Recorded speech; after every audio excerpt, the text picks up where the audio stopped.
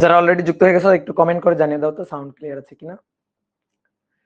ওকে, sound clear. তা আশা করি সবাই ভালো আছো, সবাই সুস্থ আছো। আমাদের আজকে আধুনিক পদার্থবিজ্ঞান অধ্যায়ের হচ্ছে পঞ্চম ক্লাস। তো আমরা চতুর্থ ক্লাসে অনেকগুলো ম্যাথ প্রবলেম সলভ করছিলাম। বিশেষত আমরা সময়ের আপেক্ষিকতা এবং দৈর্ঘ্যের আপেক্ষিকতা এই দুইটা জিনিস আমরা দেখছি। তো আমরা আজকে ভরের আপেক্ষিকতাটা দেখব এবং বেগের আপেক্ষিকতা এটা দেখব, যে ভর দুই কাঠামো থেকে পরিমাপ করলে এই ভরের সম্পর্কটা কেমন হয়, এবং তারপরে আরেকটা জিনিস দেখবো সেটা হচ্ছে বেগের আপেক্ষিকতা। এবং আমরা আজকের ক্লাসে অনেকগুলো ম্যাথ প্রবলেম সলভ করব। তো চলো শুরু করে দিই। ফেসবুকে লাইভ তো হচ্ছে, আমি তো ফেসবুকে লাইভ চালু করলাম। ফেসবুকে লাইভ হচ্ছে না, একটু কমেন্ট করো তো। ফেসবুকে তো লাইভ হওয়ার কথা, আমি তো লাইভ চালু করলাম।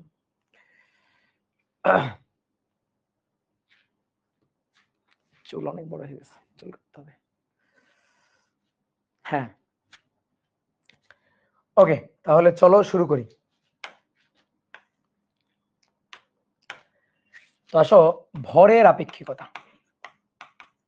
ভরের আপেক্ষিকতা, দেখো ভরের আপেক্ষিকতা এর প্রমাণটা না পড়িয়ে জাস্ট সূত্রটা লিখে দিলে আসলে হয়। এর প্রমাণে একটু ঝামেলা আছে। ধরো কোন একটা কাঠামো, এই কাঠামোটা হচ্ছে এস কাঠামো। এস কাঠামোর সাপেক্ষে ধ্রুব ভি বেগ নিয়ে চলমান। এস ড্যাশ কাঠামো ধ্রুব ভি বেগ নিয়ে চলছে। মনে করো কোন একটা বস্তু, তুমি এস কাঠামোতে ছিলে, তো তোমার হাতে ধরো কোন একটা বস্তু ছিল, ধরো এই যে হাতে ছিল। তো প্রথমে তোমার হাতে ছিল, তাহলে তোমার সাপেক্ষে ওই বস্তুর বেগ 0 ছিল, কোনো বেগ ছিল না। এবার তুমি এই বস্তুটাকে রকেটে উঠায় দাও। এটা হচ্ছে রকেটের কাঠামো। এই যে রকেটের কাঠামো, এই রকেটে করে বস্তুটা ভি বেগ নিয়ে চলে যাচ্ছে। ভি বেগ, এই যে রকেট, রকেটে করে এই যে বস্তুটা তুমি রকেটে উঠাই দিছো, আর রকেটে করে বস্তুটা যখন চলে যাচ্ছে, তো তোমার হাতে যখন ছিল, যখন তোমার হাতে বস্তুটা ছিল, তখন তুমি যে ভরটা পরিমাপ করছিলা, সেই ভরটা হচ্ছে এম নট। তোমার হাতে যখন ছিল, তোমার সাপেক্ষে বস্তুটা স্থির, তাহলে তুমি যে ভরটা পরিমাপ করছিলে সেটা হচ্ছে এম নট। এই যে ক্যালকুলেটরটা, এটা আমার হাতে আছে। তো যখন আমার হাতে আছে, তখন আমি যে ভরটা পরিমাপ করব, দ্যাট ইজ এম নট। এবার এই ক্যালকুলেটরটা, একটা রকেট আসলো, আমি ক্যালকুলেটরটাকে রকেটের মধ্যে উঠাই দিলাম। রকেটের মধ্যে উঠাই দিলাম, ক্যালকুলেটরটাকে রকেট নিয়ে চলে যাচ্ছে। রকেটটা ভি বেগে গতিশীল। এইবার যখন আমি এখান থেকে ওই যে বস্তুটার ভরটা পরিমাপ করব, তাহলে এবার আমি যেটা পরিমাপ করব সেটা হচ্ছে এম। আমি এখান থেকে যে ভরটা মাপবো, সেই ভরটা অর্থাৎ গতিশীল অবস্থায় যে ভরটা, সেটা হচ্ছে এম আর কি। তো এম এবং এম নটের মধ্যে সম্পর্কটা কেমন হবে? তো এম এবং এম নটের মধ্যে সম্পর্কটা হবে এরকম, যে m equal to M naught divided by root over 1 minus V square by C square. এইটা হবে হচ্ছে সূত্র। এটা ভরের আপেক্ষিকতার সূত্র। এখন বিশ্বাস করে নিলে, যদি তুমি বিশ্বাস করে নাও সূত্রটা, যে ভাই পূর্ণ বিশ্বাস, তাহলে আর আমার প্রমাণ দেখানো লাগে না। কিন্তু যদি একটু বিশ্বাস না করো, তাহলে একটু প্রমাণ দেখানো লাগে। বাট এর প্রমাণে একটু ঝামেলা আছে। আসলে সময়ের আপেক্ষিকতা, দৈর্ঘ্যের আপেক্ষিকতা, বেগের আপেক্ষিকতা, ভরের আপেক্ষিকতা, এইটা আসলে এইভাবে প্রমাণ করে না। আমরা আসলে ভরবেগের সূত্রটা দেখি, ভরবেগ, তারপরে শক্তি। নরমালি আপেক্ষিকতার এই সূত্রগুলো আমরা দেখি আর কি, এই সূত্রগুলো আমরা ডেরিভেশন করি। তো এই সূত্রগুলা থেকেই আসলে এই যে ভরের আপেক্ষিকতার ব্যাপারটা আনা যায়। ঠিক আছে, তো তারপরেও আমরা এটা একটু প্রমাণ করব। কিন্তু এটা প্রমাণ করব হচ্ছে আমরা একটু, মনে করো একটা জিনিস জানি এটা ধরে। যেমন আমরা যদি এই গতিশীল বস্তু, এই যে এই বস্তুটা যখন গতিশীল, তখন তো তুমি যে ভরটা দেখবা, সেই ভরটা হচ্ছে এম। ঠিক আছে, আর কত বেগে? ভি বেগে গতিশীল, যেখানে ভি বেগটা আলোর বেগের কাছাকাছি বেগ, কিন্তু ভি বেগটা আলোর বেগের কাছাকাছি বেগ। তো তখন এই বস্তুর যে শক্তি, মোট শক্তি, সেই মোট শক্তির যে সূত্রটা আসবে, মোট শক্তি, তার যে সূত্রটা আসবে সেটা হচ্ছে equal to M C square. গতিশক্তি না কিন্তু, মোট শক্তি, মোট। এই বস্তুটা রকেটের মধ্যে আছে, রকেট ভি বেগে গতিশীল, তাহলে বস্তুটার মোট শক্তি যেটা হবে সেটা হচ্ছে হাফ এম, মানে equal to M C square. এটা হচ্ছে মোট শক্তি। এম কি? এম হচ্ছে গতিশীল অবস্থায় তার ভর। এই যে যখন গতিশীল সেই অবস্থায় তার ভর। তো এইটা হচ্ছে মোট শক্তি ইকুয়াল টু এমসি স্কয়ার। তো এইটা আমরা জানি ধরে এইটা থেকে আমরা এটা প্রমাণ করব। M equal to M naught root over 1 minus V square by C square. এটা আমরা প্রমাণ করব। অর্থাৎ আমরা এটা জানি, এটা চিন্তা করে এই মর্মে আমরা এটা প্রমাণ করব। বুঝতে পারছো? এটা আমি প্রমাণ করতে পারবো না তা না, করবো, প্রমাণ করে দিব আর কি, আমাদের বইয়ে করা আছে। তো এটা আমরা জানি ধরে এটা প্রমাণ করব।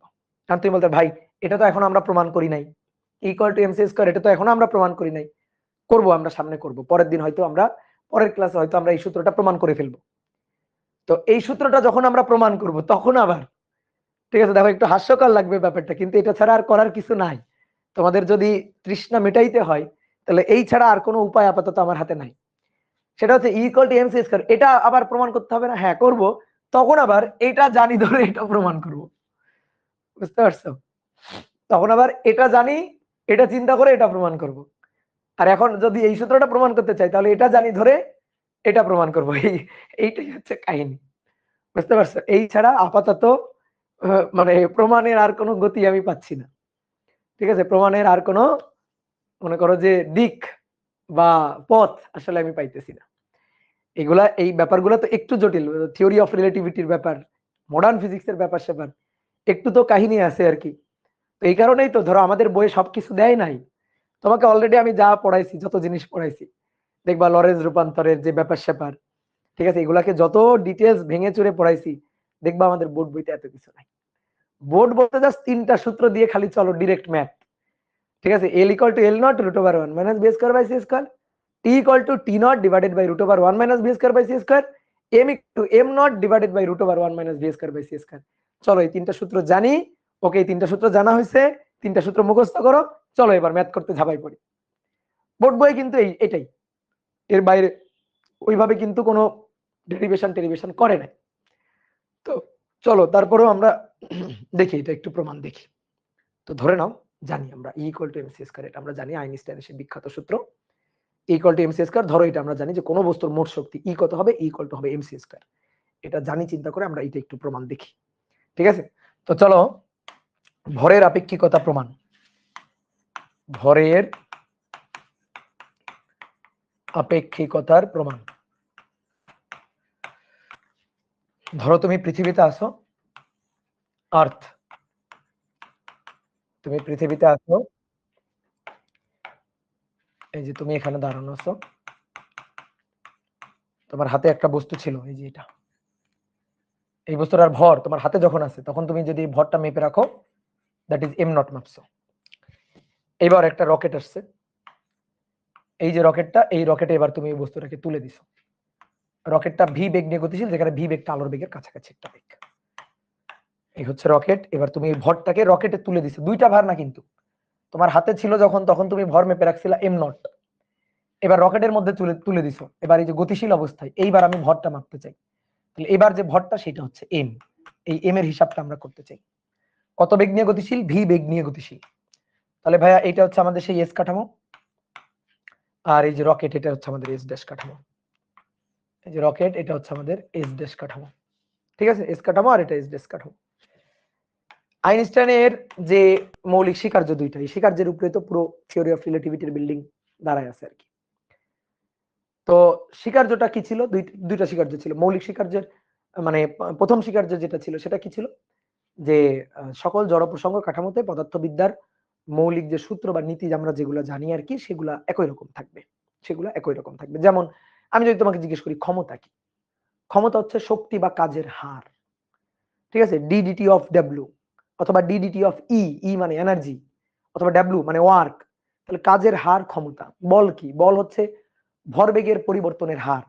তাহলে এই যে সূত্র যেগুলো আমরা জানি, এই সূত্রগুলা কিন্তু সকল জড় প্রসঙ্গ কাঠামোতে একই রকম থাকবে। এখন এসে নতুন করে যে আমরা মানে সূত্র বানাবো যে ক্ষমতা কি, ক্ষমতা হচ্ছে মনে করো যে শক্তির হার বা কাজের হার, এটা না হয়ে অন্য কিছু হবে, ধরো ক্ষমতা কি, ক্ষমতা বেগের হার, এরকম তার হবে না। তো সূত্রগুলা একই রকমই থাকবে। তাহলে আসো দেখো, আমরা শক্তি হিসাব করতে চাই, এর শক্তি। তো এর শক্তি ই ইকুয়াল টু কত, ই ইকুয়াল টু এমসি স্কয়ার। এই যে এটা আমরা জানি যে ই ইকুয়াল টু কত, মোট শক্তি, এটার মোট শক্তি। তাহলে মোট শক্তি, অনেকে বলতে ভাই এটা নিশ্চল অবস্থায় যখন ছিল তখন শক্তি, না তখন শক্তি তো নিশ্চল অবস্থায় হলে তার এম হইতো না। যখন গতিশীল তখন ভর এম নট চেঞ্জ হয়ে এম, এম নট ছিল স্থির অবস্থায় ভর, যখন হাতে ছিল স্থির অবস্থায় ছিল, নিশ্চল অবস্থায় ছিল তখন ভর এম নট, যখন গতিশীল অবস্থায় তখন তো ভর এম। তাহলে গতিশীল অবস্থায় থাকাকালীন তুমি যখন ভর মাপবা তখন তো এম মাপবা, তাহলে মোট শক্তি ইকুয়াল টু এমসি স্কয়ার। তো আসো ক্ষমতা হচ্ছে পি, পি পি হচ্ছে ডিডিটি অফ ই, শক্তির হার ক্ষমতা, শক্তির হার ক্ষমতা, কাজ হার ক্ষমতা, এটা হচ্ছে ক্ষমতা। এই পি কিন্তু ক্ষমতার পি। এবার আমি যদি তোমাকে বলি আচ্ছা ভরবেগ, ভরবেগ P, P equal two MV. এই যে গতিশীল যখন অবস্থায় আছে তখন ভরবেগ কত, ভরবেগ P, P equal two MV, গতিশীল ভর আর তার বেগ ছিল কত, এই যে এই কাঠামোতে বেগ কত ভি, তো ভরবেগ পি ইকুয়াল টু এমভি। তাহলে বল কি, বল বল বল হচ্ছে ভরবেগের পরিবর্তনের হার এফ, এফ ইকুয়াল টু হচ্ছে DDT of P, DDT of P.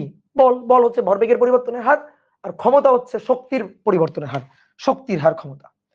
তাহলে সবাই এবার একটু লেখাপাত দিয়ে বোর্ডে থাকো, দেখো এটা লিখতেছি, দেখো তো বোঝো কিনা। P equal to F V, বলো তো এই সূত্রটা বোঝো কিনা। Equal to F V, P equal to F V, বলো এটা বুঝো কিনা। P equal to F V, ক্ষমতা পি, এটা কাজ ক্ষমতা শক্তি অধ্যায়ের সূত্র, মনে টনে পড়ে কাজ ক্ষমতা শক্তি অধ্যায়ের সূত্র। পি, পি ইকুয়াল টু, কিভাবে ধরো এফ ভি আসলে আমি একটু ছোট্ট করে যদি দেখাই, পি হচ্ছে উপরে কাজ ডাব্লিউ, নিচে হচ্ছে টি, আর ডাব্লিউ ইকুয়াল টু কি, W equal to F S cos theta, বা ধরো এফ এস কস থিটা ধরো 0 cos 0 degree divided by T, এই এস বাই টি হচ্ছে ভি। তাহলে এফ ভি আমি একেবারে খুবই সিম্পল ভাবে দেখালাম, ঠিক আছে। এগুলো নিয়ে অনেক কাহিনী আছে, অনেক কথাবার্তা বলা যায়, সেটা কাজ ক্ষমতা শক্তি অধ্যায়ে বলা যাবে। তো P equal to F V. এবার DDT of E equal to এই যে এমসি স্কয়ার, এমসি স্কয়ার। এটা কি, বল, বল মানে কি, ভরবেগের পরিবর্তনের হার, ও ওই যে ভরবেগের পরিবর্তনের হার। তাহলে DP DT V DDT M C square, DDT M C square. V কে সাইডে রাখলাম, ভি সামনে থাকুক, ডিপি ডিটি ভাই ডি ডিটি পি, পি মানে তো এম ভি, এম ভি ভরবেগ, এই যে P equal to M V. এবার D DT equal to M C square, M C square. এখন আসো একটা কাজ করবো আমরা, আমরা উভয় পক্ষকে 2m দিয়ে গুণ করব, এখানে উভয় পক্ষকে 2m দিয়ে গুণ করব। তাহলে এটাকে যদি আমরা 2m দিয়ে গুণ করি তাহলে 2mv ডি ডিটি, এখানেও তাই 2m দিয়ে গুণ করব, তাহলে 2m d d t m C square, M C square. আচ্ছা একটা জিনিস খেয়াল করে দেখো, এই যে 2mv কি করলাম আমরা, একটু লিখি, উভয় পক্ষকে 2m দিয়ে গুণ করে দিলাম, 2m দিয়ে উভয় পক্ষকে গুণ করে দিলাম। এবার একটা জিনিস দেখো 2mv ডিডিটি এমভি, অনেক বলতে ভাই এম বা ভি কোনোটাকে বাইরে নিয়ে আসবো না, না আনার দরকার নেই, দুটোই চলক এখানে, এমও চলক ভিও চলক আর কি, তো থাকুক ওরা, ওরা ভেতরেই থাকুক। এবার এই যে 2m d m d d t of m C square, p square এটা তো ধ্রুবক, সি স্কয়ার এটা তো ধ্রুবক, তাহলে এই সি স্কয়ারটাকে যদি বাইরে নিয়ে আসি, সি স্কয়ার বাইরে থাকলো, তাহলে সি স্কয়ার, দেখো এই যে c square 2m d d t of m, ঠিক আছে। এবার আসো আমরা ইন্টিগ্রেশন করব, কি করবো এবার ইন্টিগ্রেশন। আমরা কেন 2m গুণ দিলাম, এই যে 2m টা এটা কেন গুণ দিলাম, কি লাভ ভাই, ইন্টিগ্রেশন করব তাই গুণ দিলাম, ইন্টিগ্রেশন করার জন্য আমরা 2m টাকে গুণ দিছি। অনেক সময় ইন্টিগ্রেশন করতে হবে, ইন্টিগ্রেশন করার মতো অবস্থায় নেই, চালাকি করে কিছু একটু গুণ টুন দিলে সুন্দর ইন্টিগ্রেশন করা যাবে, তো সেই কাজটাই আমরা করছি। এবার তুমি বুঝতে পারবা, এই যে দেখো 2mv MV DDT of MV, ভাই এটারে যদি ইন্টিগ্রেশন করা হয়, এই লাইনটারে যদি এইটুকুকে যদি ইন্টিগ্রেশন করা হয়, ইন্টিগ্রেশন যদি করা হয় তাহলে হবে এম স্কয়ার ভি স্কয়ার, যদি ইন্টিগ্রেশন করা হয়। ঠিক আছে, এটাকে যদি ইন্টিগ্রেশন করা হয় তাহলে এটা হবে এম স্কয়ার ভি স্কয়ার। ঠিক আছে, এটা কি বুঝলাম? আচ্ছা, যদি না বুঝি দেখো আরেকটু ভেঙে লিখতেছি, ডি ডিটি এম ভি তার স্কয়ার, বা ডি ডিটি এম ভি, হ্যাঁ এভাবে লিখি, ডি ডিটি এম ভি তার হোল স্কয়ার। ঠিক আছে, এটাকে ইন্টিগ্রেশন করলে এটা, এইখানে কি হবে, এখানে তো সি স্কয়ার আছেই, 2m ডিডিটি অফ এম মানে এটা এম স্কয়ার। ঠিক আছে, বা এভাবে লিখি ডিডিটি ডিডিটি এম স্কয়ার। দেখো যোগজীকরণ করে, যেটাকে আমরা যোগজীকরণ করছি, যোগজীকরণ, উপরের লাইনটাকে যোগজীকরণ করে এটা আমরা পাই। ভাই বুঝলাম না, এটাকে যোগজীকরণ করে এটা বুঝলাম না, বুঝতে হবে না। এই লাইনটাকে যোগজীকরণ করে এটা বুঝতে হবে না, তুমি এই লাইনটাকে অন্তরীকরণ করে দেখো তো ওই লাইনটা পাওয়া যায় কিনা। অন্তরীকরণ করব, কি করব, অন্তরীকরণ করব, তাই তো? আসো এটার অন্তরীকরণ করব। 2 সামনে আসলো, এমভি পাওয়ার 2 মাইনাস 1, এক কমে গেল, শেষ হয়েছে না, টি এর সাপেক্ষে, তাহলে একে আরেকবার করতে হবে, তাহলে ডিডিটি অফ এম ভি, বুঝলা? বলো বুঝলা কিনা? ওকে, ক্লিয়ার? ওকে, এবার আসো এইটাকে অন্তরীকরণ করব, সি স্কয়ার ধ্রুবক সসম্মানেও সাইডে থাকে, এম এর পাওয়ার 2 সামনে আসলো 2, এম এম 2 থেকে 1 কমে গেল এম, এবার এম কে আরেকবার, কারণ টি এর সাপেক্ষে, তাহলে ডিএম ডিটি, ডিএম ডিটি। এবার দেখো এই লাইনটা আসছে কিনা উপরে, আছে কিনা উপরে, কি তাই না? তাহলে এই লাইনটাকে যোগজীকরণ করে এটা পাওয়া যায়। এইবার দেখো, এবার এখনো এখনো কিন্তু আমরা যোগজীকরণ ওইভাবে করে পারি নাই, এইবার যোগজীকরণ করলে একটা ধ্রুবক দিতে হবে। তাহলে এইবার দেখো ডিডিটি ডিডিটি বাদ দিয়ে দাও, তাহলে এম স্কয়ার ভি স্কয়ার, এই যে এম স্কয়ার ভি স্কয়ার যোগজীকরণ করলাম, যোগজীকরণ করলে ডিটি গায়েব, তাই না? যোগজীকরণ যদি করি তাহলে ডিটি তো গায়েব, এটা ডিফারেন্সিয়েশন করা আছে, যোগজীকরণ করবে এম স্কয়ার ভি স্কয়ার। এইখানে কি হবে, এইখানে হবে সি স্কয়ার এম স্কয়ার, যোগজীকরণ করে। এবার একটা ধ্রুবক দিতে হয়, যোগজীকরণ করলে একটা ধ্রুবক আনতে হয়, সেই ধ্রুবকটা হচ্ছে কে, তাহলে m square v square equal to c square m square plus হচ্ছে কে, কে হচ্ছে ধ্রুবক। এইবার সেই ধ্রুবকের মানটা বের করব। আমরা এরকম টাইপের একটা ইন্টিগ্রেশন করছিলাম সরল ছন্দিত স্পন্দন গতির অধ্যায়ের সরণের ইকুয়েশন প্রমাণ করার সময়। এই কে এর মানটা বের করতে চাই, কে এর মানটা বের করব ইনিশিয়াল কন্ডিশন অ্যাপ্লাই করে। বাম পাশে কে নেই কেন, ওই তো বাম পাশে একটা কে আছে, ডান পাশে একটা কে আছে, বাম পাশে কে1 আছে, ডান পাশে কে2 আছে। এই কে1 আর কে2 দুটোই ধ্রুবক, তো এক পাশে নিয়ে আসলে কে1 প্লাস কে2 বা কে1 মাইনাস কে2 যাই করে পাই, ধ্রুবকে ধ্রুবকে যোগ বিয়োগ গুণ ভাগ যাই করি না কেন ধ্রুবক কে। একজন বলছে এই পাশে কে নাই কেন, অবশ্যই এই পাশে দাও একটা কে, কোনো সমস্যা আছে দিলে? ডিরেক্ট ইন্টিগ্রেশন করা যায় না, ওই যে 2m টা গুণ না দিয়ে তো তুমি ডিরেক্ট ইন্টিগ্রেশন করতে পারবে না। ইন্টিগ্রেশন খুবই মনে করো খেসরা জিনিস, ইন্টিগ্রেশন ডিফারেন্সিয়েশনের মতো সহজ রাস্তায় হয় না। ইন্টিগ্রেশন করতে গেলে মনে করো একটু কাপঝাপ করা লাগে, ঠিক আছে? ইন্টিগ্রেশন করতে গেলে একটু কাপঝাপ করা লাগে। দেখো এই যে ডিফারেন্সিয়েশন দিলে, যে কোনো ডিফারেন্সিয়েশন ফটাফট করে দিতে পারো তুমি, কিন্তু যে কোনো ইন্টিগ্রেশন দিলে তুমি কি ফটাফট করতে পারো? তাই না? তোমার কলম কামড়ানো লাগে না, মাথা মাথা এইভাবে চুল কামড়ানো লাগে না, যে কি হবে কি হবে, কোনটা গুণ করতে হবে, কোনটারে জেড ধরতে হবে, কত কাহিনী না। তো এই কারণে ইন্টিগ্রেশন একটু ঝামেলা। তো ইন্টিগ্রেশন করার জন্য আমরা এই যে চালাকি করে 2m টা গুণ দিলাম, ওটা না দিলে আমরা ইন্টিগ্রেশন একটু করতে পারতাম না, একটু ঝামেলা হয়ে যায়। এবার আসো এই কে এর মানটা বের করব কেমনে, ইনিশিয়াল কন্ডিশন অ্যাপ্লাই করে। আচ্ছা, এইটারে আমরা 1 নং সমীকরণ ধরে রাখি। ইনিশিয়াল কন্ডিশন অ্যাপ্লাই করা মানে আদিতে ফিরে যাওয়া, আদিতে। তুমি দেখো তো আদিতে যখন এর হাতে বস্তুটা ছিল তখন এই বস্তুর কি কোনো বেগ ছিল না, বেগ ছিল 0। তাহলে যখন বেগ 0 ছিল, যখন বেগ 0 ছিল তখন ভর কিন্তু ছিল m0, অর্থাৎ m ছিল m0।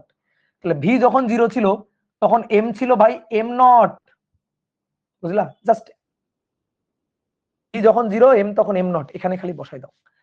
তাহলে ইনিশিয়াল কন্ডিশন অ্যাপ্লাই করে 1 নং থেকে আমরা পাই v যখন 0, এই যে v 0, তাহলে এই পার্টটা 0, m স্কয়ার ইনটু 0, তখন এটা তো c স্কয়ার, আর m স্কয়ার যখন v এর মান 0 তখন এই m এর মান তো m0, তাহলে m0 স্কয়ার।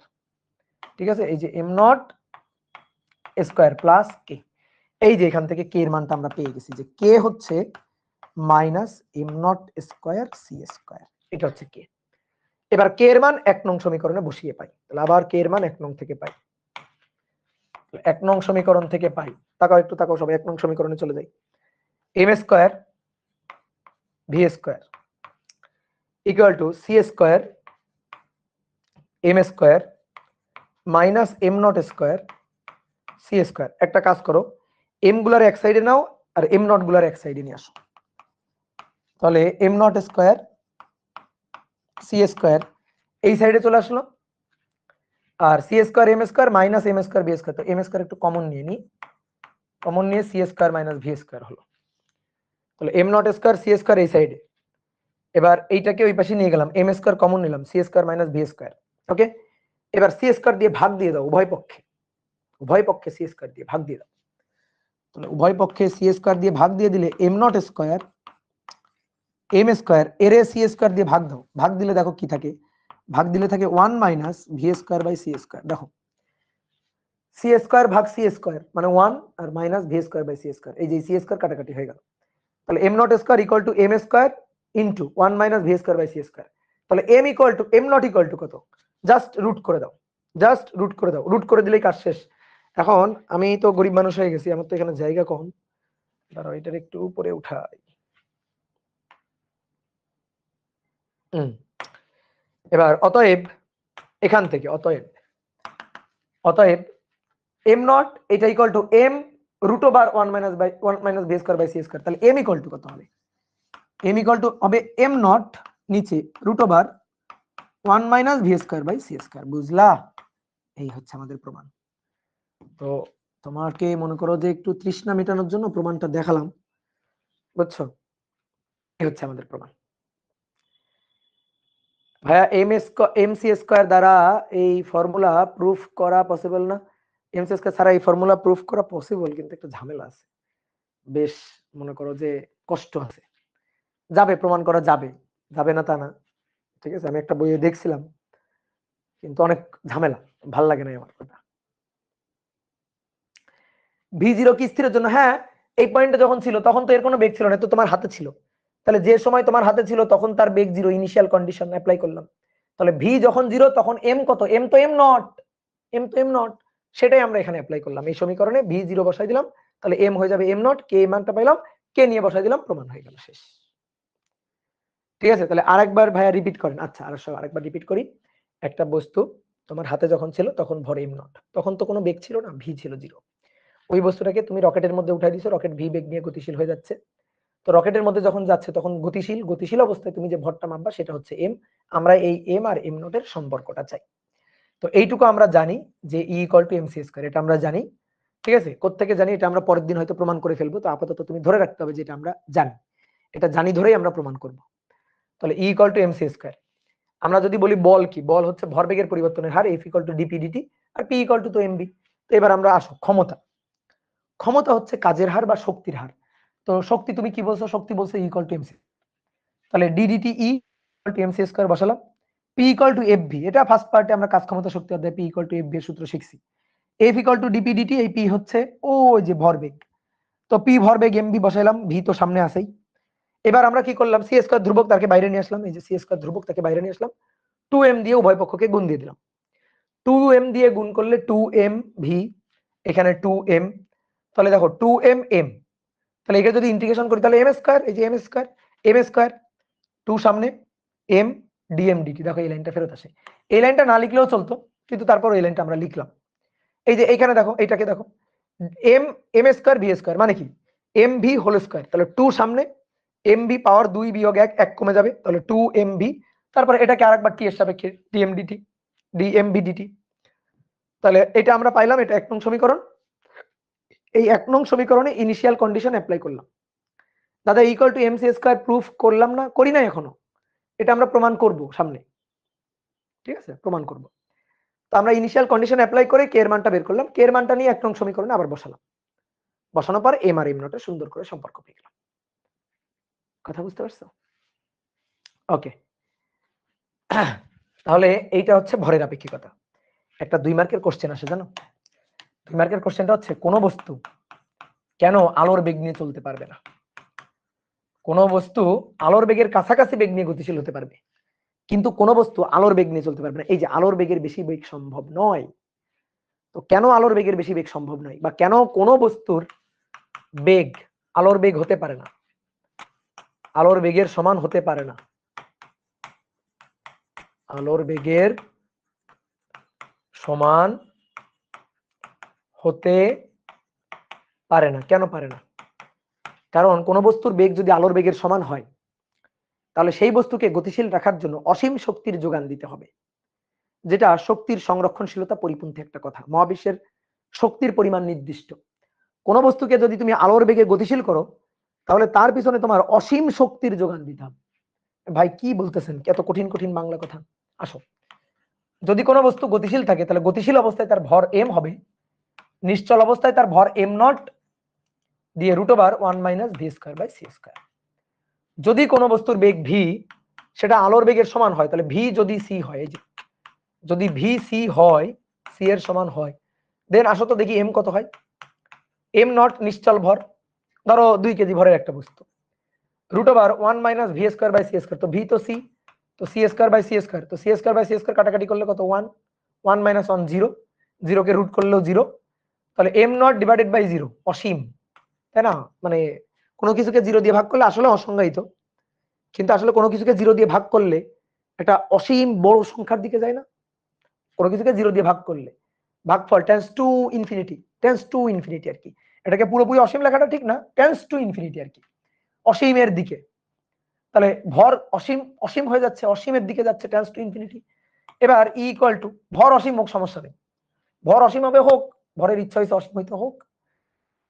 ওই অসীম শক্তির জন্য, অসীম ভরের জন্য শক্তি যে ইকুয়াল টু mc²। এবার যদি m যদি ইনফিনিটি অসীম হয়, তাহলে ইও তো অসীম হয়ে যাবে, তাহলে ইও তো টেন্স টু অসীম। বোঝা গেল? যদি m এর মান ইনফিনিটি বসাই, তো ইও তো অসীম, তাহলে ইও টেন্স টু হয়ে যাবে অসীম। এবার কোন বস্তুর শক্তি অসীম, অর্থাৎ এই বস্তুকে যদি তুমি আলোর বেগে গতিশীল করতে চাও, তাহলে অসীম শক্তির যোগান দিতে হবে। আলোর বেগে গতিশীল করতে চাইলে অসীম শক্তির যোগান দিতে হবে। এটা সম্ভব? অসীম শক্তির যোগান দরকার, যোগান দিতে হবে, এটা তো সম্ভব না। মহাবিশ্বের শক্তির পরিমাণ তো নির্দিষ্ট, তাই না? মহাবিশ্বের শক্তির পরিমাণ নির্দিষ্ট, তাহলে অসীম শক্তির যোগান দেওয়া সম্ভব নয়। যেহেতু অসীম শক্তির যোগান দেওয়া সম্ভব নয়, সুতরাং কোনো বস্তু আলোর বেগে চলতে পারে না। তাহলে অসীম শক্তির যোগান দিতে হবে, সেটা সম্ভব নয়, যা সম্ভব নয়, সুতরাং কোনো বস্তু আলোর বেগে চলতে পারবে না। তাহলে সর্বোচ্চ বেগটাই আলোর বেগ। সুতরাং 2 মার্কের প্রশ্ন কিন্তু আসে, সুন্দর করে এভাবে লিখে দিবা। সুতরাং কোনো বস্তু আলোর বেগে চলতে পারবে না, চলতে পারবে না। যদি কোনো বস্তু আলোর বেগের কাছাকাছি বেগ নিয়ে গতিশীল হয়, তাহলে তার ভর, গতিশীল অবস্থায় ভর, সেটা স্থির অবস্থায় ভর m0 এর সমান আর থাকে না। তো কি হয়? বেশি হয়ে যায়। যেমন দৈর্ঘ্য সংকুচিত হয়, কাল দীর্ঘায়িত হয়, আর ভরও এরকম বেশি হয়, ভরের মানও বেড়ে যায়। ঠিক আছে? ভরের মানও বেড়ে যায়। ই হচ্ছে প্রদত্ত শক্তির, মানে ই হচ্ছে বস্তুর শক্তি। তো এই বস্তুর শক্তি, তো শক্তির যোগান তো দিতে হবে, তাই না? শক্তি তো আসবে কোথাও না কোথাও থেকে। তো এই শক্তি, অসীম শক্তি তো যোগানোর পিছনে দেওয়া সম্ভব নয়। ওই বস্তুটাকে তুমি বেগ নিয়ে গতিশীল করবা, তা আলোর বেগে গতিশীল করতে গেলে অসীম শক্তির যোগান দিতে হবে, এটা তো সম্ভব হবে না। ঠিক আছে? তাহলে আমরা যেটা বলতেছিলাম যে তাহলে সময় সংকুচিত হয়, সময় দীর্ঘায়িত হয়, কাল দীর্ঘায়ন হয়, সময় সংকুচিত হয়, ভরের কি হয়? ভরও বেড়ে যায়। তাহলে m > m0 হয়। ঠিক আছে? ভর বেড়ে যায়, গতিশীল অবস্থায় ভর বেশি হয়, গতিশীল অবস্থায় ভর বেড়ে যায়। ব্যাখ্যা করো। 2 মার্কের প্রশ্ন আসে, ব্যাখ্যা করো। গতিশীল অবস্থায় ভর যে বেড়ে যায়, ব্যাখ্যা করো। তো তুমি ব্যাখ্যা করবা, এভাবে সূত্রটা লিখবা, m = m0 √1 - v²/c²। এবার লিখবা যে v এর মান, v এর মান তো c এর চেয়ে বেশি হইতে পারবে না, সমানিত হইতে পারবে না, সমানিত হইতে পারবে না, এটাই তো দেখালাম। তাহলে ভি এর মান সি এর তুলনায় কম, তাহলে ভি বাই সি এটা একের তুলনায় কম, তাহলে V square by C square এটাও একের তুলনায় অনেক কম। এবার 1 minus V square by C square তার মানও একের তুলনায় কম, তার রুট করলে সেটাও একের তুলনায় কম। বুঝছো নাকি? বলো বুঝছো না বুঝছো নাই? ভি এর মান সি এর তুলনায় কম, তাহলে V square by C square এটা একের চেয়ে কম, কারণ উপরে ছোট নিচে বড়। এবার যদি এক থেকে আবার এটা বিয়োগ দিই, এটা এমনি একের কম, আবার এক থেকে বিয়োগ দিচ্ছি, তো এক থেকে বিয়োগ দিলে স্বাভাবিক, এক থেকে বিয়োগ দিচ্ছি তো এটা তো একের কমই হবে। এবার একের কম, এটা একের কম, তাহলে একের কম কোনো কিছুকে যদি কোনো কিছু দিয়ে ভাগ দিই, ধরো এম নট এর মান 2 কেজি ধরে নাও, ধরো এম নট 2 কেজি ভাগ 0.6 দিয়ে ভাগ দিলাম, তাহলে 2 কেজি হয়ে গেছে 3.33 কেজি, তাহলে বেড়ে গেল না? তাহলে এম বেড়ে গেল না? তাহলে এইটা যেহেতু একের চেয়ে কম এবং এম নট কে আমি সেটা দিয়ে ভাগ দিচ্ছি, তাহলে তো এম বেড়ে যাবে, তাহলে অতএব এম বড় এম নট হবে। ঠিক আছে, অতএব এটা হবে, তাহলে ভর বেড়ে যাবে, তাহলে অতএব ভর গতিশীল অবস্থায় বেড়ে যাবে, নিশ্চল অবস্থায় ভর যা তার চেয়ে বেড়ে যাবে। তাহলে কালের দীর্ঘায়ন হয়, ভরেরও আর কি দীর্ঘায়ন হয়, ভরও বেড়ে যায়। আর শুধুমাত্র দৈর্ঘ্য যেটা সেটাই হচ্ছে সংকুচিত হয়, দৈর্ঘ্য কি হয়? সংকুচিত হয়। ভি তো সমবেগ, তাহলে কনস্ট্যান্ট হবে না, ভি সমবেগ তাহলে কনস্ট্যান্ট হবে না। কোন ভি? কোন জায়গার ভি? ভাই আগের ক্লাসের লাস্ট পার্ট তো বুঝিনি, আগের ক্লাসের লাস্ট পার্টটা বুঝিনি, কোন পার্ট আমি বুঝতে পারলাম না। ইনফিনিট এনার্জি দিয়ে কি বুঝাই? ইনফিনিটি মানে অসীম শক্তি যোগান দিতে হবে, এটা তো সম্ভব না। তো মানে পুরো মহাবিশ্বের যত শক্তি আছে সবই দিয়ে দিলে তো মহাবিশ্বের শক্তির পরিমাণ তো নির্দিষ্ট। আগের ভি কোন ভি? আগের ভি এই জায়গার ভি, এই ভি এটা তো ভরবেগ হিসাবে আমরা লিখছি, এটা তো ভরবেগ, ধরো ভি কনস্ট্যান্ট হলো, সমস্যা কি? ভি কনস্ট্যান্ট হলো, কিন্তু ভরবেগ সেটা তো পরিবর্তনশীল, আমি তো ভরবেগ হিসাবে লিখছি না। এই পি মানে তো ভরবেগ, ভি ধরো কনস্ট্যান্ট, কিন্তু এম তো পরিবর্তন হচ্ছে না গতিশীল অবস্থায় যখন আছে। এই ভিটা কনস্ট্যান্ট, হ্যাঁ কথা সত্যি, ভিটা কনস্ট্যান্ট, কিন্তু গতিশীল অবস্থায় ভর চেঞ্জ হচ্ছে না। তো ভর যদি চেঞ্জ হয় তো ভরবেগ চেঞ্জ তো হবেই। ভি কনস্ট্যান্ট, কিন্তু ভর চেঞ্জ হলে তো ভরবেগ চেঞ্জ হবে, তো আমরা সেই হিসাবে লিখছি না এখানে। বুঝতে পারছো? ওকে, তাহলে আসো এবার আমরা ছোট ছোট কিছু ম্যাথ করব। ম্যাথ নম্বর 1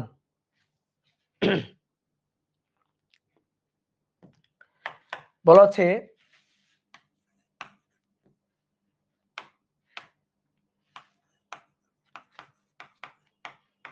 একটি বস্তু কত বেগে চললে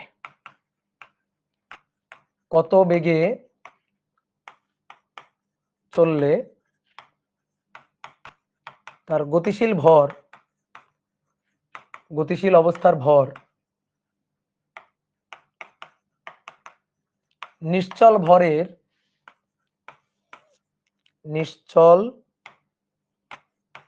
ভরের দ্বিগুণ হবে। কত বেগে চললে গতিশীল অবস্থার ভর নিশ্চল ভরের চেয়ে বেশি হয়, তো ওটাই আমার কোশ্চেন করছে। কত বেগে চললে নিশ্চল অবস্থায় ভর যদি এম নট থাকে, তাহলে গতিশীল অবস্থার ভর যেটা এম, সেটা এম নটের দ্বিগুণ হবে। বুঝলা? তাহলে নিশ্চল অবস্থায় যখন ছিল তখন তোমার হাতে ছিল, এই যে নিশ্চল অবস্থায় থাকা মানে তোমার হাতে যখন ছিল তখন তুমি ভর মাপছিলে এম নট। এবার এটা ভি বেগে দৌড় দিছে আর কি, ধরো এই বস্তুটা এটা ভি বেগে দৌড় দিছে, তো যখন এটা ভি বেগে দৌড় দিবে গতিশীল অবস্থায় তখন তার ভর এম। আমাদের শর্ত বলে দিছে যে শর্ত হচ্ছে এম ইকুয়াল টু হবে 2m নট, এম হবে 2m নট। কত চললে ভি বের করতে হবে, ভিটা চাইছে, এর চেয়ে আবিষ্কার হয় না, এবং এগুলো MCQ type question. M equal to M naught নিচে root over 1 minus V square by C square equal to ভাই 2m নট। এম নট কাটাকাটি, তাহলে এটাকে উল্টাই দিলে root over 1 minus V square by C square, তাহলে এটাকে উল্টাই দিলে 1/2। এবার বর্গ করে ফেলো, 1 minus V square by C square equal to 1/4। এবার ভি স্কয়ার সি স্কয়ার ওই পাশে নিয়ে গেলাম, 1 মাইনাস 1/4, তাহলে V square by C square নিচে 4 মাইনাস 1 3, তাহলে 3/4, 4 মাইনাস 1 3/4, তাহলে V square equal to 3/4 c square, তাহলে অতএব ভি ইকুয়াল টু সি এর মানটা তুমি চাইলে বসাইতেও পারো, নাও বসাইতে পারো। তাহলে √3/2 সি, आंसर হচ্ছে √3/2 সি। অর্থাৎ যদি বস্তুটা এই বেগ নিয়ে চলে, এই বেগ নিয়ে যদি চলে, √3/2 সি বেগ নিয়ে যদি চলে, আলোর বেগের এত গুণ নিয়ে যদি চলে, তাহলেই তার ভরটা নিশ্চল ভরের দ্বিগুণ হবে। দেখো তো কত সহজ, কত সহজ নয় না? এবার দেখো সেম একটা ম্যাথ আমরা দৈর্ঘ্যের ক্ষেত্রে যদি করি, বলা হচ্ছে একটি কাল্পনিক ট্রেন, একটি কাল্পনিক ট্রেন কত বেগে চললে, কত বেগে চললে এর দৈর্ঘ্য, এর দৈর্ঘ্য নিশ্চল অবস্থার দৈর্ঘ্যের, নিশ্চল অবস্থার দৈর্ঘ্যের, দৈর্ঘ্যের দ্বিগুণ হবে, নিশ্চল অবস্থার দৈর্ঘ্যের দ্বিগুণ হবে। দেখো আগে লিখো না, প্রথম কথা হচ্ছে ম্যাথটা কি হয়েছে আগে সেটা বুঝতে হবে। ভর বেড়ে যায়, কাল দীর্ঘায়িত হয়, দৈর্ঘ্য সংকুচিত হয়, তো ম্যাথটা তো হয় নাই। একটি কাল্পনিক ট্রেনটা কত বেগে চললে এর দৈর্ঘ্য নিশ্চল অবস্থার দৈর্ঘ্যের দ্বিগুণ হবে, এটা তো হইতে পারে না। নিশ্চল অবস্থায় যা দৈর্ঘ্য, যখন গতিশীল, তুমি স্থির থেকে গতিশীল অবস্থায় মাপতেছো, তো তুমি তোমার কাছে যে দৈর্ঘ্যটা মনে হবে সেই দৈর্ঘ্যটা তো কম মনে হবে, বেশি কেমনে মনে হবে? দৈর্ঘ্য তো সংকুচিত হবে, দৈর্ঘ্য তো সংকোচন, তাহলে নিশ্চল অবস্থার দৈর্ঘ্যের 1/3 হয়। এবার ঠিক আছে, 1/3 হয়। তাহলে এবার কোশ্চেনটা ঠিক আছে, ওকে। তাহলে চলো দেখো, মনে করো এই যে তুমি এখানে দাঁড়ানো আছো, যে গাছ পৃথিবী, তুমি এখানে দাঁড়ানো আছো। তো ধরো ট্রেনটা প্রথমে এখানে ছিল, ধরো কাল্পনিক ট্রেন বা কাল্পনিক রকেট আর কি, ধরো একটা রকেট বা ট্রেন, এই যে ট্রেন প্রথমে এখানে ছিল, এই যে তোমার কাছেই দাঁড়ানো ছিল, তুমি প্ল্যাটফর্মে ধরো দাঁড়ানো ছিল, তুমি ট্রেনের নিশ্চল দৈর্ঘ্য মেপে ফেলছো, নিশ্চল দৈর্ঘ্য যেটা মেপে ফেলছো সেটা হচ্ছে L0। তুমি ট্রেনের যে নিশ্চল দৈর্ঘ্যটা মেপে নিছো, এই যে নিশ্চল দৈর্ঘ্য যেটা মেপে নিছো ট্রেনের, তুমি মেপে নিছো যখন এখানে ছিল, স্থির অবস্থায় যখন ছিল, ঠিক আছে। ধরো এইখানে ট্রেন, আমি ট্রেনটাকে মেপে নিলাম L0। এইবার ওই ট্রেন উড়ে চলে গেছে আর কি, মানে গতিশীল হয়ে দৌড় দিছে। এই যে ট্রেন এবার ভি বেগ নিয়ে চলতেছে, ওই ভি বেগটা বের করতে চাই। তাহলে গতিশীল অবস্থায়, এখন তুমি যদি গতিশীল অবস্থায় ট্রেন, এটা কিন্তু এখানে নাই, চলে গেছে এখানে, দুইটা ট্রেন ভাবিও না, ট্রেনের আদি অবস্থা ওইখানে চলে গেছে। এবার এখান থেকে যখন তুমি ট্রেনটা মাপতে যাবা, তুমি যেটা মাপবা সেটা এল না, কারণ তোমার কাছে গতিশীল মনে হচ্ছে, ওটা তোমার কাঠামোতে নেই। যখন তোমার কাঠামোতে ছিল তুমি L0 মাপছো, এবার চলে গেছে, তাহলে এটা আর তোমার কাঠামোতে নেই, ভি বেগ নিয়ে চলে যাচ্ছে। তাহলে তুমি যখন ওইটার দৈর্ঘ্যটা মাপবা, তুমি তখন এল পরিমাপ করবা। তাহলে এবার আমরা সূত্র কি জানি, L = L0, L0 √1 - v²/c²। তাহলে এল এর মানটা হবে, L0 এর 1/3, এলটা হবে L0 এর 3/1 তাহলে L0/3, L0 1 - v²/c²। L0 কাটাকাটি, 1/3 9, 1 - v²/c²। v²/c² এই পাশে নিয়ে আসো, v²/c² এই পাশে নিয়ে নিলাম, 1 - 1/9, তাহলে নিচে 9, 9 - 1 8, তাহলে v = 8/9, তার রুট যদি করি 3 × 9 3, উপরে 2√2 সি।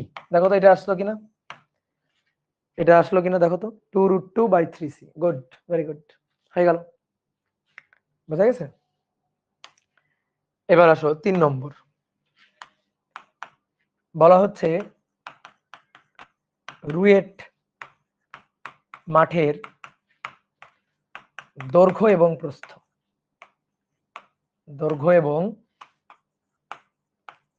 প্রস্থ যথাক্রমে, রুয়েট মাঠের দৈর্ঘ্য এবং প্রস্থ যথাক্রমে 100 মিটার ও 80 মিটার। একটি ভিন গ্রহের নভোযান, এলিয়েন আসছে আর কি, হ্যাঁ, বাংলাদেশে এলিয়েন আসছে, ধরো একটি ভিন গ্রহের নভোযান এই মাঠের দৈর্ঘ্য বরাবর, মাঠের দৈর্ঘ্য বরাবর, দৈর্ঘ্য বরাবর 0.6 বেগে উড়ে গেল, বেগে উড়ে গেল। তাহলে ভিন গ্রহবাসীর কাছে, ভিন গ্রহবাসীর কাছে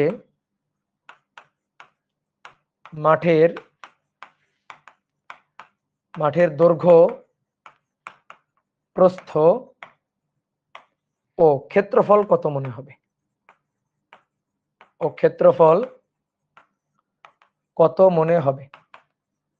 দেখো সুন্দর একটা কোশ্চেন, সুন্দর একটা কোশ্চেন। ধরো একটা মাঠ, তো কেমন মাঠ? আয়তাকার। এই যে 100 মিটার দৈর্ঘ্য আর 80 মিটার প্রস্থ। এখন নেমে আসছে ধরো একটা ভিন গ্রহের নভোযান চলে আসছে, এসে মাঠের উপর দিয়ে সাই করে উড়ে চলে গেছে। যে নভোযানের বেগ হচ্ছে 0.6। তো ওই যে নভোযানে যে নভোচারীরা ছিল, ভিন গ্রহবাসী যারা ছিল, তাদের কাছে মাঠের দৈর্ঘ্য কত মনে হবে, প্রস্থ কত মনে হবে, ক্ষেত্রফল কত মনে হবে, এইটা আমাদের বের করতে হবে। ঠিক আছে? এলিয়েন এক্সিস্ট করে না, ওই ধরে নাও ম্যাথের জন্য অনেক কিছু ধরতে হয়।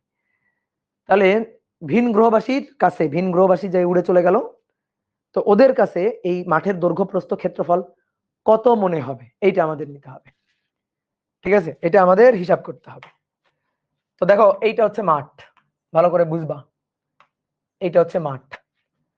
এইভাবে যদি উড়ে যায় রকেট, একটা রকেট বা একটা নভোযান, ধরো এই হচ্ছে নভোযানটা, এই হচ্ছে নভোযান। ঠিক আছে? এই নভোযান যদি এইভাবে, ভালো করে একটু তাকাও, এইভাবে যদি উড়ে যায়, তাহলে দৈর্ঘ্য বরাবর উড়ে গেল। নভোযান যদি এইভাবে উড়ে যায়, তাহলে দৈর্ঘ্য বরাবর, এই যে দৈর্ঘ্য বরাবর উড়ে গেল, দৈর্ঘ্য বরাবর। আর এইভাবে যদি উড়ে যায় তাহলে প্রস্থ বরাবর, এটা প্রস্থ, প্রস্থ বরাবর উড়ে গেল। কিন্তু আমাদের কোশ্চেনে কি বলছে? বলছে দৈর্ঘ্য বরাবর উড়ে গেল, এইভাবে উড়ে গেল। বেগ কত? 0.6 মাঠের মাঠের মাঠে যারা খেলতেছিল, এই যে 100 মিটার 80 মিটার, এই 100 মিটার 80 মিটার কে বলছে ভাই? 100 মিটার 80 মিটার এটা কে বলছে? দেখো এদিকে থাকো, আমি একটু তোমার একটু 3D শেপে এঁকে দেখাই। এই হচ্ছে মাঠ, এই হচ্ছে মাঠটা, এই এই যে মাঠের, আবার মাঠটা আবার সামান্তরিক ভাবো না, 3D সাইড থেকে দেখতেছি। এই যে মাঠের দৈর্ঘ্য 100 মিটার, এই যে মাঠের প্রস্থ 80 মিটার, মাঠের প্রস্থ যে 80 মিটার, এই কথাগুলা কারা বলছে? এই কথাগুলা বলছে যারা মাঠে খেলতেছে। ধরো মনে করো এই যে তুমি মাঠে এই যে ফুটবল খেলতেছো, তুমি বলছো যে মাঠের দৈর্ঘ্য এত, প্রস্থ এত, এটা তোমার বলা। কিন্তু আমরা পৃথিবীতে যারা আছি তারা তারা আমরা বলছি রুয়েট মাঠের দৈর্ঘ্য এত, প্রস্থ এত। যারা আমরা প্রত্যেকদিন মাঠে খেলি তারা আমরা বলছি। এইবার এই যে পিকে মুভির যে নভোযান, এই যে নভোযান আসছে, ধরো এই হচ্ছে নভোযান, এই যে এই এলিয়েন বসে আছে বা ভিন গ্রহবাসী বসে আছে, এটা এই যে দৈর্ঘ্য বরাবর উড়ে যাচ্ছে, দৈর্ঘ্য বরাবর উড়ে চলে যাচ্ছে কত বেগে? ভি 0.6 বেগে। তাহলে এই যে নভোচারী, সে মাঠের দৈর্ঘ্য মাপবে, মাঠের দাঁড়াও, কি আমারে ফোন দিল, বলে রাখছি 10টার পরে আমার ফোন দেওয়া যাবে না।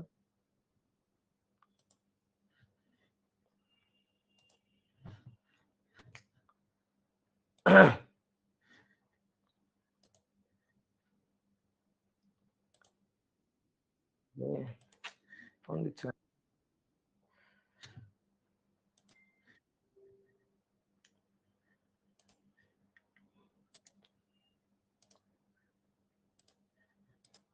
সাউন্ড ক্লিয়ার আছে দেখো তো? এলিয়েন ফোন দিচ্ছে, এই এলিয়েন কেমন ফোন দিচ্ছে, কমেন্ট কি করে, এলিয়েন ফোন দিচ্ছে। তাহলে এই যে ভিন গ্রহবাসী, এই ভিন গ্রহবাসী, এই যে ভিন গ্রহবাসী, সে মাঠ মাপবে, সে মাঠের দৈর্ঘ্য মাপবে, এই যে সে মাঠের দৈর্ঘ্য মাপবে। তাহলে ওকে নিজের কাঠামো মাপতেছে, ও মাতবাড়ি করে আমাদের কাঠামো মাপতেছে, এই যে আমাদের মাঠ মাপতেছে। তাহলে ও যখন মাতবাড়ি করে আমাদের মাঠের দৈর্ঘ্য মাপবে, মাতবাড়ি করে আমাদের মাঠের দৈর্ঘ্য মাপবে, তাহলে যে মাঠের দৈর্ঘ্য আমরা মেপে রাখছি, আমরা আমাদের স্থির কাঠামো, আমরা মাঠের দৈর্ঘ্য মেপে রাখছি, এই যে তুমি দৈর্ঘ্য মেপে রাখছো এল নট 100 মিটার, সেই দৈর্ঘ্যটাকে ও মাপবে এল। তুমি যেটাকে এল নট মেপে রাখছো 80 মিটার, ও সেটাকে মাপবে এল। কি কথা বুঝছো? কারণ ও তো আমাদের কাঠামোতে নেই, ও তো মহাকাশ জানে করে যাচ্ছে, ও মাঠ দেখবে, তাহলে ও অন্যের কাঠামো মাপতেছে, দ্যাট ইজ এল। আর মাঠের যে দৈর্ঘ্য that is L naught. L naught 100 metre, l naught 80 metre. তাহলে এবার দুইবার হিসাব। কি মানুষ, এত বোকা হইলে হয়? বারবার ফোন কাটতেছি, তারপরে ফোন দেয় কি?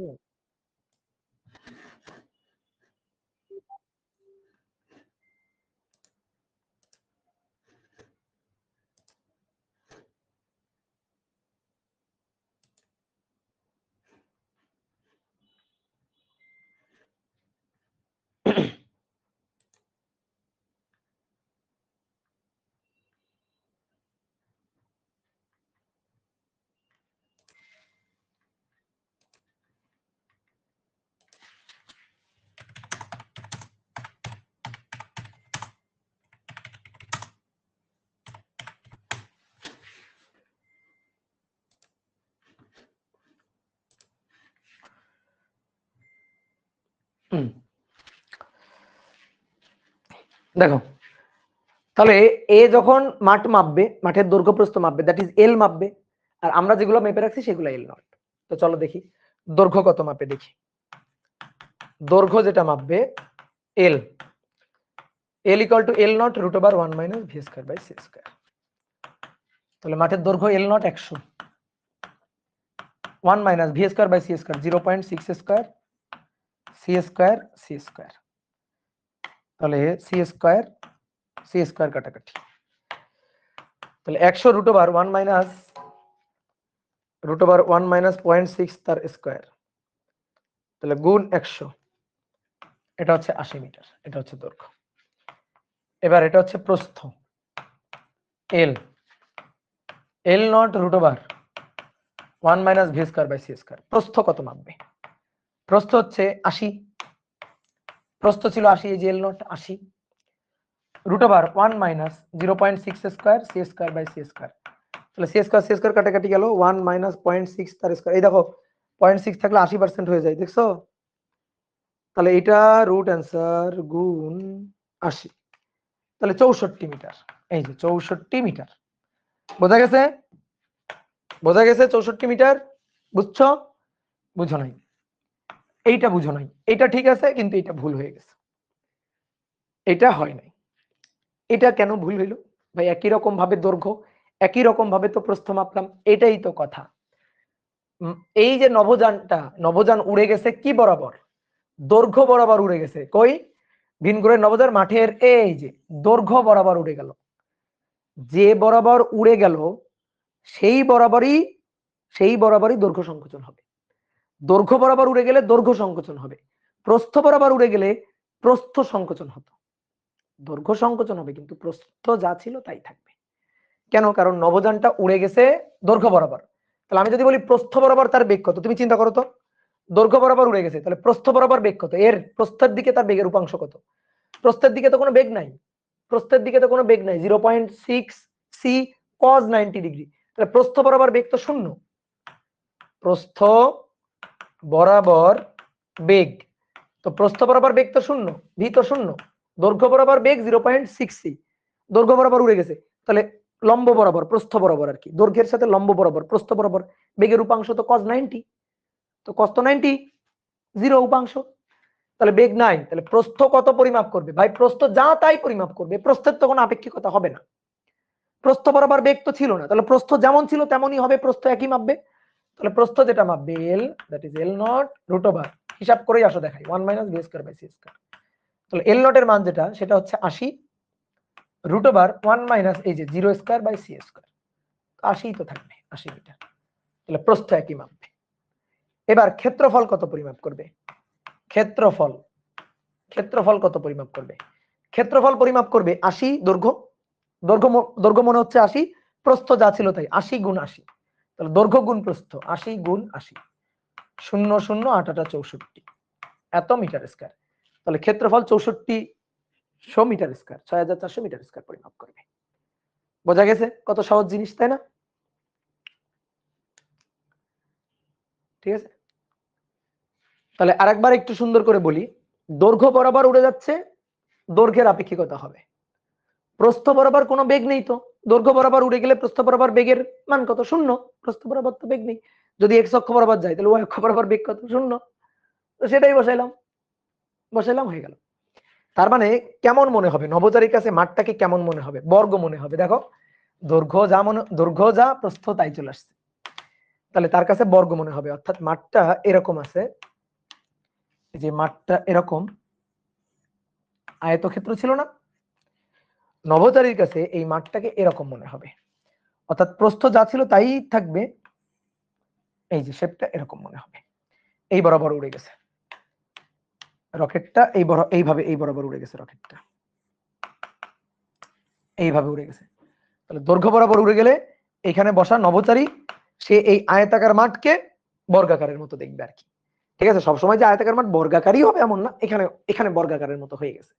অর্থাৎ যে বরাবর যাবে সেই বরাবর দৈর্ঘ্যটা সংকুচিত হয়ে আসবে, সেই বরাবর দৈর্ঘ্যটা কমে আসবে যে বরাবর যাবে। ঠিক আছে, কোনাকুনি গেলে দেখতেছি কি হয়। কোনাকুনি গেলে আসতেছি, দাঁড়াও। এইবার দেখো ক্ষেত্রফল, এটা আমরা বের করছি না? এই ক্ষেত্রফলটা কিন্তু আমরা একবারও চাইলে বের করতে পারতাম। দৈর্ঘ্য বের করে, প্রস্থ বের করে, তারপরে ক্ষেত্রফল বের করা লাগতো না। আমরা ক্ষেত্রফলটা একবারও বের করতে পারতাম। তো চলো দেখো এবার একটা ম্যাথ, 4 নম্বর। বলা হচ্ছে একটি বৃত্তাকার মাঠের ব্যাসার্ধ 50 মিটার। মাঠের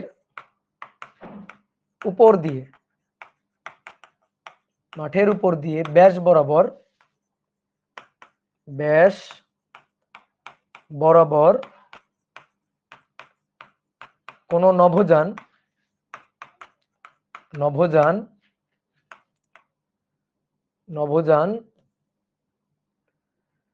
0.6 বেগে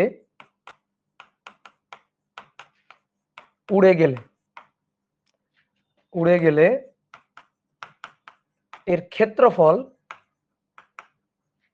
কত মনে হবে? তার কাছে কত মনে হবে? এর ক্ষেত্রফল ওই নভোচারীর কাছে কত মনে হবে? তাহলে একটা বৃত্তাকার মাঠ, এটা হচ্ছে একটা বৃত্তাকার মাঠ। এই বৃত্তাকার মাঠের ব্যাস বরাবর উড়ে গেছে, এটাও ব্যাস বরাবর, এটাও ব্যাস বরাবর, এটাও ব্যাস বরাবর। তো যেভাবে আঁকবা কোনো সমস্যা নেই। তাহলে এটা হচ্ছে রকেট, এই যে ব্যাস বরাবর উড়ে গেছে। তাহলে কি যেন বলছিলাম? ব্যাস বরাবর উড়ে গেছে, তাহলে যে বরাবর উড়ে যাবে দৈর্ঘ্য সংকুচিত হবে সেই বরাবর, এই বরাবর চ্যাপ্টা হয়ে আসবে, এই বরাবর চ্যাপ্টা খাবে। তাহলে এটা বৃত্তাকার মাঠ ছিল, এই বরাবর যদি চ্যাপ্টা খাই, এই বরাবর যদি চ্যাপ্টা হয়ে আসে, তো সেই মাঠটাকে এবার কেমন মনে হবে বলো তো? সেই মাঠটাকে দেখতে কেমন মনে হবে যদি এই বরাবর চ্যাপ্টা খেয়ে আসে? বলো, মাঠটাকে দেখতে কেমন মনে হবে বলো? একটা উপবৃত্ত মনে হবে, এই একটা উপবৃত্ত মনে হবে, ইলিপস মনে হবে। তাহলে আগে ছিল বৃত্ত, এখন হয়ে যাবে এই যে চ্যাপ্টা হয়ে উপবৃত্ত। অনেকে বলতে পারে ভাই উপর নিচ বরাবর ছোট হবে না? এই বরাবর ছোট হয়ে আসবে না? এই বরাবর না, এই বরাবর তো তার কোনো বেগ নেই, তাহলে এই বরাবরের যে ব্যাসটা, এই ব্যাসটা অপরিবর্তিত থাকবে, এই ব্যাসটা কমে আসবে, এই ব্যাসটা আগে এইটুকু ছিল, কমে এখন এইটুকু হয়ে যাবে। তাহলে এই বরাবর দৈর্ঘ্যটা চাপা খাবে, এই যে এই দৈর্ঘ্যটা এটা হয়ে যাবে, এই দৈর্ঘ্যটা এটা হয়ে যাবে, এই যে দৈর্ঘ্যটা এই বরাবর কমে আসবে। ঠিক আছে, তাহলে দেখো এবার আগে যে ব্যাসটা ছিল সেই ব্যাস হচ্ছে এইটুকু ব্যাস, 50 মিটার। এই 50 মিটার ব্যাস মাঠের উপর দিয়ে ব্যাস বরাবর কোনো নভোযান 0.6 বেগে উড়ে গেলে এর ক্ষেত্রফল কত মনে হবে? তাহলে এইটুকু তো আগে ছিল কত? আর এই আর হচ্ছে 50 মিটার। ঠিক আছে, এই যে আরটা, এই আরটা ছিল 50 মিটার, এটা ছিল 50 মিটার, এটা এটুকু ছিল 50 মিটার। এবার এই 50 মিটারটা কমে এখন এইটুকু হবে, দেখো ভালো করে খেয়াল করো, কমে এখন এইটুকু হবে দেখো। অথবা পুরোটা ছিল 100 মিটার, সেটা কমে এইটুকু হবে, চাপ খেয়ে এই যে এতটুকু হয়ে যাবে দৈর্ঘ্য সংকুচিত হয়ে। অথবা ছিল 50 মিটার, কমে হবে এইটুকু। আমি জানি কি এইটুকু কত? না, আমি কিন্তু জানি না। তো আমি এইটাকে ধরলাম, এই যে এইটুকু, এটাকে ধরলাম এ, এটাকে ধরলাম এ। বৃত্তের ক্ষেত্রফল পাই আর স্কয়ার, বৃত্তের ক্ষেত্রফল পাই আর স্কয়ার। তাহলে বৃত্তাকার মাঠ যখন ছিল, বৃত্তাকার মাঠ ছিল, তো তার ক্ষেত্রফল এ, এটাকে এ নটই বলি, আগের যে ক্ষেত্রফলটা সেটা এ নটই বলি। তাহলে পাই আর স্কয়ার, তাহলে পাই আর স্কয়ার, পাই আর এর মান 50, তার স্কয়ার। তাহলে 0 0 5 5 25, 25 0 0 পাই এত মিটার স্কয়ার। এটা হচ্ছে বৃত্তাকার মাঠের ক্ষেত্রফলটা। সেই বৃত্তাকার মাঠটা এখন উপবৃত্ত হয়ে যাবে, সেই বৃত্তাকার মাঠটা এখন উপবৃত্ত হয়ে যাবে। তাহলে উপবৃত্ত হয়ে এইটুকু হবে, এই যে এইটুকু বৃত্তাকার মাঠটা এখন উপবৃত্ত হয়ে যাবে। তাহলে সেই উপবৃত্ত হইলে দেখো একটা জিনিস খেয়াল করে দেখো, এটা কিন্তু আগে 50 মিটারে ছিল, এখনো কিন্তু এটা 50 মিটারই আছে। এটাকে এ বলি আর এটাকে আমরা বি বলি না, মনে পড়ে? উপবৃত্তের জন্য এটাকে আমরা বি বলি না, এটা বি। তো এটা তো বি ওই আগের মতোই 50 মিটারই তো আছে, 50 মিটারই আছে। কি কথা কি বুঝছো? কথা কি বুঝতে পারছো? দেখো আমি আবার একে দেখাচ্ছি, এখানে এটাও ছিল 50, এটা ছিল 50। এখন যখন উপবৃত্ত হয়ে গেছে, এরকম হয়ে গেছে, যখন এটা 50 50ই আছে, কিন্তু এইটা চেঞ্জ হয়ে এতটুকু হয়ে গেছে। উপবৃত্তের ক্ষেত্রফল পাই A B, pi r square না, বৃত্তের হচ্ছে পাই আর স্কয়ার। আসলে বৃত্তেরও পাই আর স্কয়ার না, বৃত্তেরও পাই এ বি। তো এ আর বি তো সেম, এ আর বি বৃত্তের জন্য 50 50 50 50, এও 50 বিও 50। ওটাকে আমরা ব্যাসার্ধ বলে আর ইন্টু আর, পাই আর ইন্টু আর, আর স্কয়ার বলি আর কি। ঠিক আছে? তাহলে উপবৃত্তের যে ক্ষেত্রফলটা, সেই ক্ষেত্রফলটা পাই এ বি, এ বি। এ কত হয়েছে এটা আমি কিন্তু জানি না। তাহলে আমার এখন যদি এই উপবৃত্তের ক্ষেত্রফলটা বের করতে হয়, উপবৃত্তের ক্ষেত্রফল, এই ক্ষেত্রফলটাকে আমি এ বললাম, এ। তাহলে আমার লাগবে পাই এ বি, বি এর মান 50 আমি জানি, পাই এর মান তো জানি, এর মানটা কত হবে সেটা লাগবে। তাহলে দেখো যেটা 50, সেই 50 এখন এ হবে, এইটাই আমাদের লাগবে। তাহলে 50 আমাদের এল নট, এই যে 50 এটা আমাদের এল নট, আর এ হচ্ছে আমাদের এল। যখন 50 ছিল, মাঠের ব্যাসার্ধ 50 ছিল, উপর দিয়ে উড়ে গেল, ওই 50 কমে এখন কত হবে সেইটা লাগবে। তাহলে 50 কমে এল মনে হবে। তাহলে L equal to L naught root over 1 minus, এটাকে এখানে লিখি, L equal to L naught root over 1 minus V square by C square. তো এই এল মানে আসলে এ, এল নট এর মান 50, root over 1 minus 0.6 square C square by C square, C square কাটাকাটি, তাহলে 80% হয়ে যাবে, মানে 40 মিটার হবে। তাহলে এ হবে 40 মিটার, ঠিক আছে, আর বি তো 50 মিটার আছে। তাহলে ক্ষেত্রফল কত মনে হবে? ক্ষেত্রফল মনে হবে পাই 40 50। তাহলে 4 5 20, 0 0 পাই মিটার স্কয়ার। তাহলে ক্ষেত্রফল নভোচারীর কাছে এইটা মনে হবে। বুঝতে পারছো? গুড। ভাই আলোর বেগের চেয়ে বেশি বেগে কোনো বস্তু গমন করলে কি হবে? তুমি মনে হয় ক্লাসের প্রথম দিকে ঘুমাচ্ছিলা। ঠিক আছে, ঘুম ভেঙে আসো, চোখে মুখে পানি দিয়ে আসো, তাড়াতাড়ি যাও।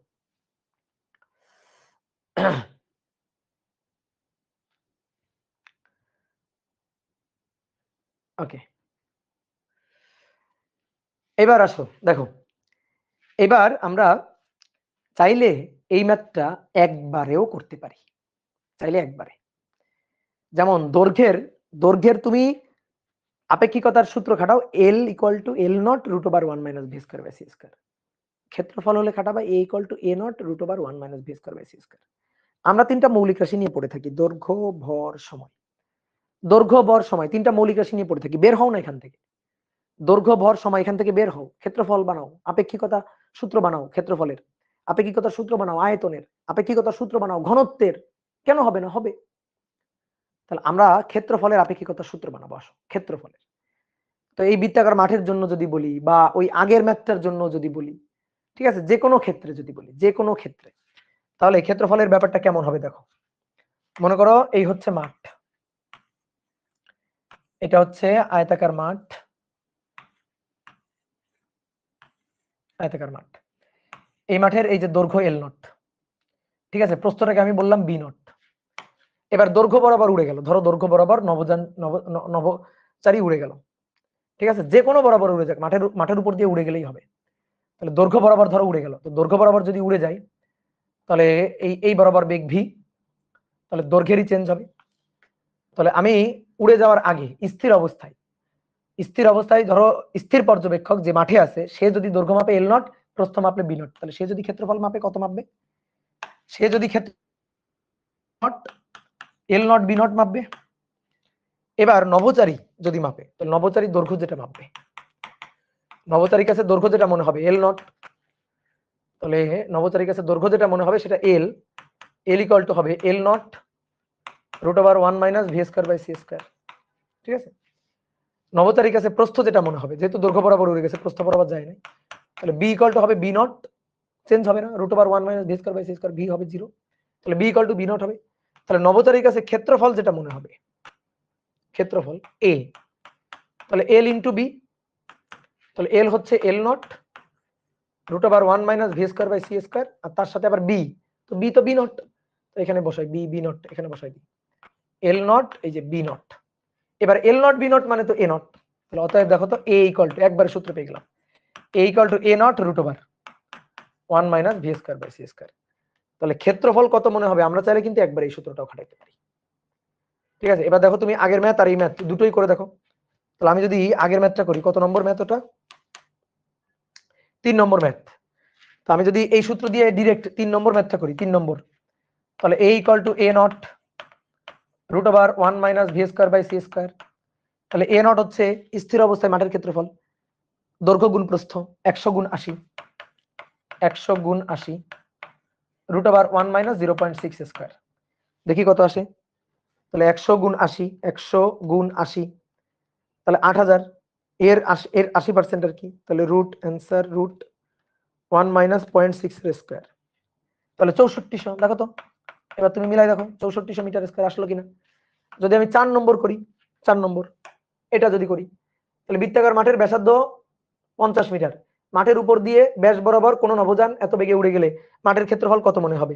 তাহলে সেম এটার ক্ষেত্র যদি করি, তাহলে equal to A naught root over 1 minus V square by C square. তাহলে মাঠের ব্যাসার্ধ ছিল কত? 50 মিটার, তাহলে এ নটই তো 50 মিটার, মানে এ নটের জন্য পাই আর স্কয়ার, আরই তো 50 মিটার, তাহলে পাই 50 এর square root over 1 minus 0.6 square.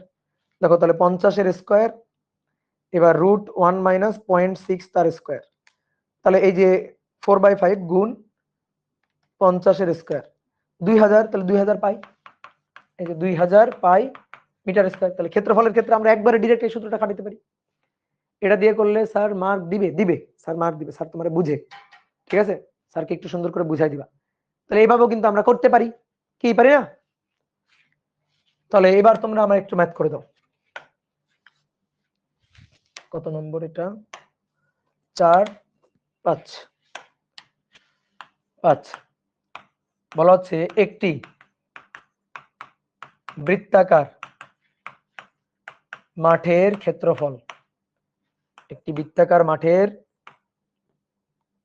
ব্যাসার্ধ, ক্ষেত্রফল না, ব্যাসার্ধ 100 মিটার, মাঠের উপর দিয়ে ব্যাস বরাবর কত বেগে একটি নভোযান উড়ে গেলে, একটি নভোযান উড়ে গেলে মাঠের ক্ষেত্রফল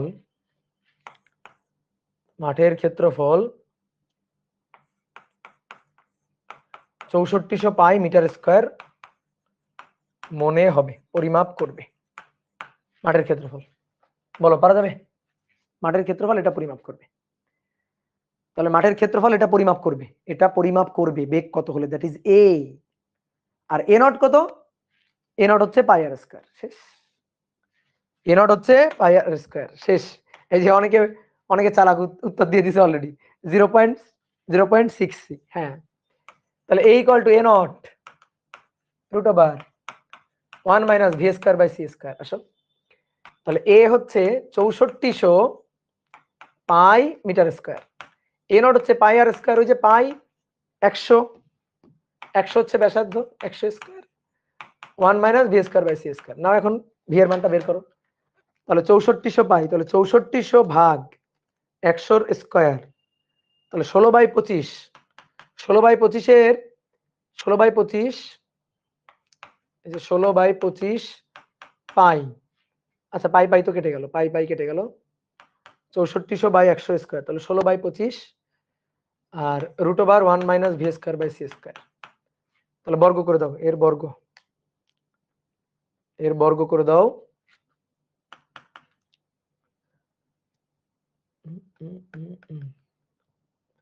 তাহলে 256 বাই 625, এটা হবে কি pi r square, pi r square 6400 pi, pi r square, r ব্যাসার্ধ, হ্যাঁ ঠিকই তো আছে।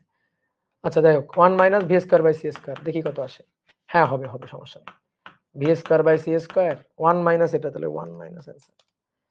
তাহলে 369 ভাগ 625, এবার বর্গমূল করো, তাহলে অর্থাৎ ভি ইকুয়াল টু এটার বর্গমূল রুট অ্যান্সার, রুট অ্যান্সার। তাহলে 0.768, 0.768 সি আসলো। এই 0.768, ও না না 0.6 না, 0.6 না রে পাগল, ঠিক আছে 0.6 না। হ্যাঁ এই 100 স্কয়ার তার 80% তো 6400 না, হবে না হবে না, 0.6 আন্দাজে বলছো। তাহলে অ্যান্সার হবে এইটা 0.786 সি, ঠিক আছে 0.786 সি। এবার অনেকে বলতে ভাই কর্ণ বরাবর উড়ে গেলে, ধরেন একটা আয়তাকার মাঠ কর্ণ বরাবর উড়ে গেল, ঠিক আছে। আচ্ছা আয়তাকার মাঠ না, আমরা প্রথমে বর্গাকার মাঠ দেখি। বর্গাকার মাঠের কর্ণ বরাবর উড়ে গেল। 5 নম্বর, 6 নম্বর, একটি বর্গাকার মাঠের, একটি বর্গাকার মাঠের বাহুর দৈর্ঘ্য, বাহুর দৈর্ঘ্য 40 মিটার, মাঠের কর্ণ বরাবর একটি নভোযান, কর্ণ বরাবর একটি নভোযান 0.6 সি বেগে উড়ে গেলে, উড়ে গেলে মাঠের ক্ষেত্রফল, মাঠের ক্ষেত্রফল নভোচারীর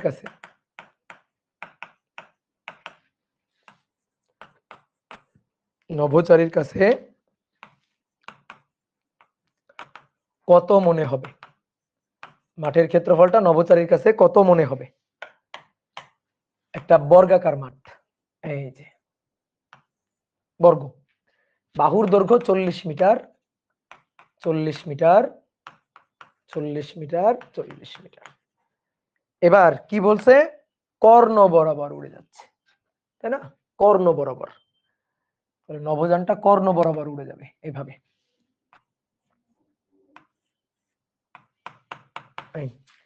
নভোযানটা কর্ণ বরাবর উড়ে যাবে, আর এই হচ্ছে নভোচারী, নভোচারী রকেটের মধ্যে বসা। তাহলে সে মাঠের ক্ষেত্রফল কত মাপবে। আচ্ছা তার কাছে মাঠটা কেমন মনে হবে আগে সেটা বলো তো। যে বরাবর উড়ে যাবে, যে বরাবর উড়ে যাবে সেই বরাবর দৈর্ঘ্য চাপ খাবে। তাহলে এই বরাবর যদি দৈর্ঘ্য কমে আসে, সেই বরাবর যদি দৈর্ঘ্য সংকুচিত হয়, তাহলে মাঠটা এখন দেখতে এইরকম হবে না, এরকম হয়ে যাবে না। তাহলে মাঠটা ছিল কি বর্গাকার, মাঠটা এখন দেখতে কেমন হবে, রম্বস। তাহলে বর্গ হয়ে যাবে, বর্গাকার মাঠ হয়ে যাবে দেখো রম্বসের মতো দেখতে।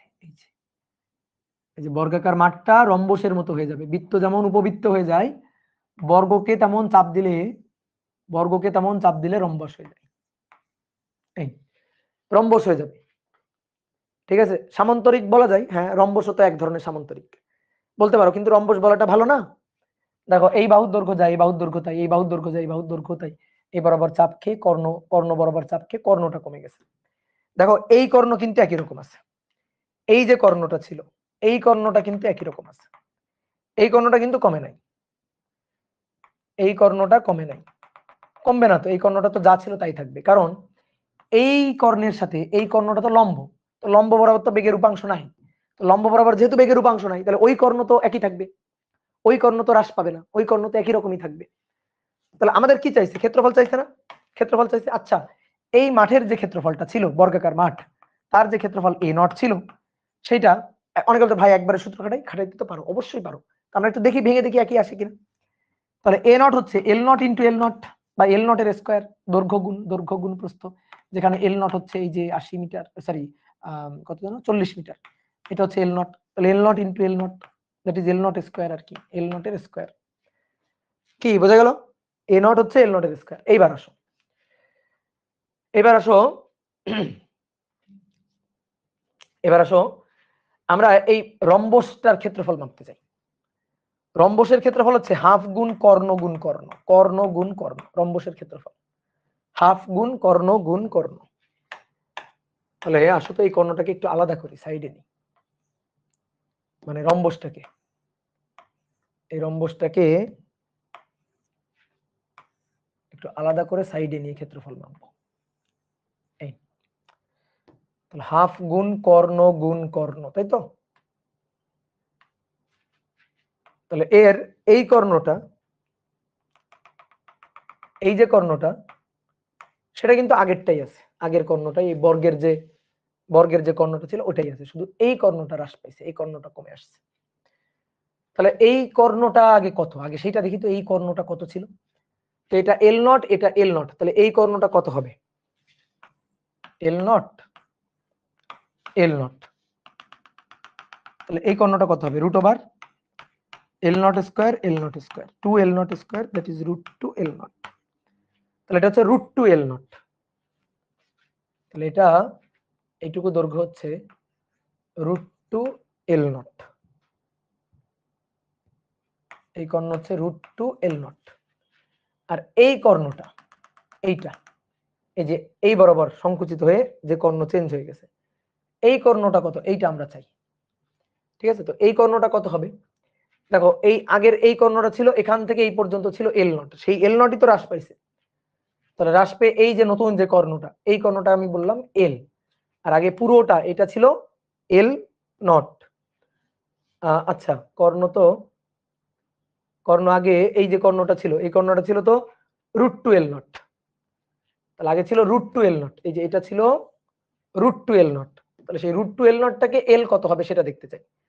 তাহলে এই যে কর্ণটা আগে ছিল, এই যে কর্ণটা আগে ছিল সেটা কিন্তু ছিল রুট 2 এল নট, তাহলে এল রুট 2 এল নট, সেটাকে সে এল পরিমাপ করবে, তাহলে এল ইকুয়াল টু হবে এই যে এল নট যেটা আমরা বসাই আর কি, এল নট আগের কর্ণ, তাহলে সেটা রুট 2 এল নট, এটা root 2 l naught root over 1 minus V square by C square, v square by C square, v এর মান 0.6 সি, তাহলে রুট 2 এল নট, এটার মান, আচ্ছা এটাই রাখি, তা আমাদের ক্ষেত্রফল লাগবে এ, তাহলে হাফ গুণ কর্ণ গুণ কর্ণ, হাফ গুণ কর্ণ গুণ কর্ণ, তাহলে হাফ ইন্টু কর্ণ, এই কর্ণটা রুট 2 এল নট, আর এই কর্ণ যেটা সেটা হচ্ছে এইটা root 2 l naught root over 1 minus V square by C square. তাহলে ভাই রুট 2 আর রুট 2, রুট 2 রুট 2 2 2 কাটাকাটি, রুট 2 রুট 2 2 আর 2 2 কাটাকাটি, তাহলে L naught square root over 1 minus V square by C square. দেখছো এ ইকুয়াল টু, এটা এ, এটা এ, এবার এল নট স্কয়ার মানে দেখো এই যে লেখা আছে এল নট স্কয়ার মানে এ নট, তাহলে অর্থাৎ A equal to A naught 1 minus V square by C square. দেখছো আলটিমেটলি এটাই আসে, আলটিমেটলি দেখো এটা আসে, কর্ণ বরাবর উড়ে গেলে ক্ষেত্রফলের আপেক্ষিকতার সূত্র এটাই আসে। তো এবার তুমি মান বসাই দাও, আসো এবার মান বসাই দিই। এ নটের মান, বাহুর দৈর্ঘ্য 40 মিটার, তাহলে এ নট হচ্ছে 40 এর বর্গ, রুট ওভার 1 মাইনাস 0.6 এর square, C square by C square তো কাটাকাটি, তাহলে 40 এর স্কয়ার গুণ 0.8, 1280, 1280 মিটার স্কয়ার। ডান। দেখো এইভাবে ভেঙে ভেঙেও করতে পারবো, কোনো সমস্যা আছে বলো, বলো কোনো সমস্যা কি আছে?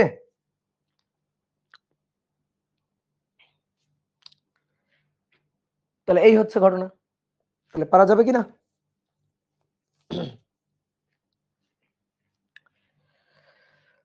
বলা হচ্ছে কত নম্বর এটা? 6। 7 নম্বর। একটি রকেট 0.7 সি বেগে গতিশীল।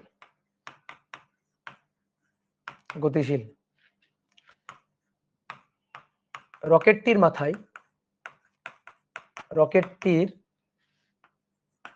উপরে 80 মিটার দৈর্ঘ্যের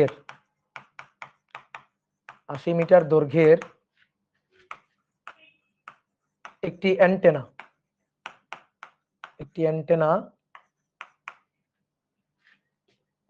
অনুভূমিকের সাথে 60 ডিগ্রি কোণে রাখা আছে। অনুভূমিকের সাথে 60 ডিগ্রি কোণে লাগানো আছে। অনুভূমিকের সাথে 60 ডিগ্রি কোণে লাগানো আছে। ঠিক আছে, অনুভূমিকের সাথে কত ডিগ্রি কোণে? 60 ডিগ্রি কোণে লাগানো আছে। বলা হচ্ছে পৃথিবীতে একজন পর্যবেক্ষক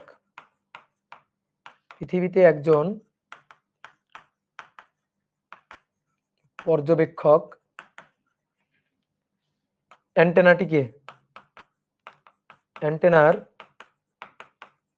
দৈর্ঘ্য ও অনুভূমিকের সাথে কোণ কত মাপবে? অনুভূমিকের সাথে কোণ কত মাপবে, এটা হচ্ছে কোশ্চেন। দেখো,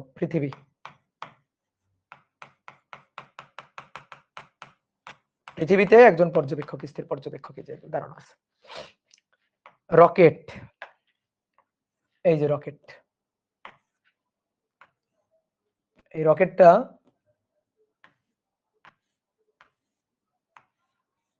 রকেটটা যাচ্ছে কত বেগে? v0.7 সি বেগে। এইবার দেখো, ভালো করে খেয়াল করো, রকেটের মাথায় একটা অ্যান্টেনা লাগানো আছে। রকেটের এখানে একটা অ্যান্টেনা আছে। ধরো এই যে এটা একটা অ্যান্টেনা। এই অ্যান্টেনাটার দৈর্ঘ্য 80 মিটার। অ্যান্টেনাটার দৈর্ঘ্য হচ্ছে 80 মিটার। 80 মিটার দৈর্ঘ্যের একটা অ্যান্টেনা অনুভূমিকের সাথে 60 ডিগ্রি কোণে ছিল। এখন এই পর্যবেক্ষক ওই অ্যান্টেনার দৈর্ঘ্য কত মাপবে আর তার কাছে কোণ বা কত মনে হবে? বুঝলা? খুবই সহজ। দেখো, অ্যান্টেনাটা অনুভূমিকের সাথে 60 ডিগ্রি কোণে আছে না?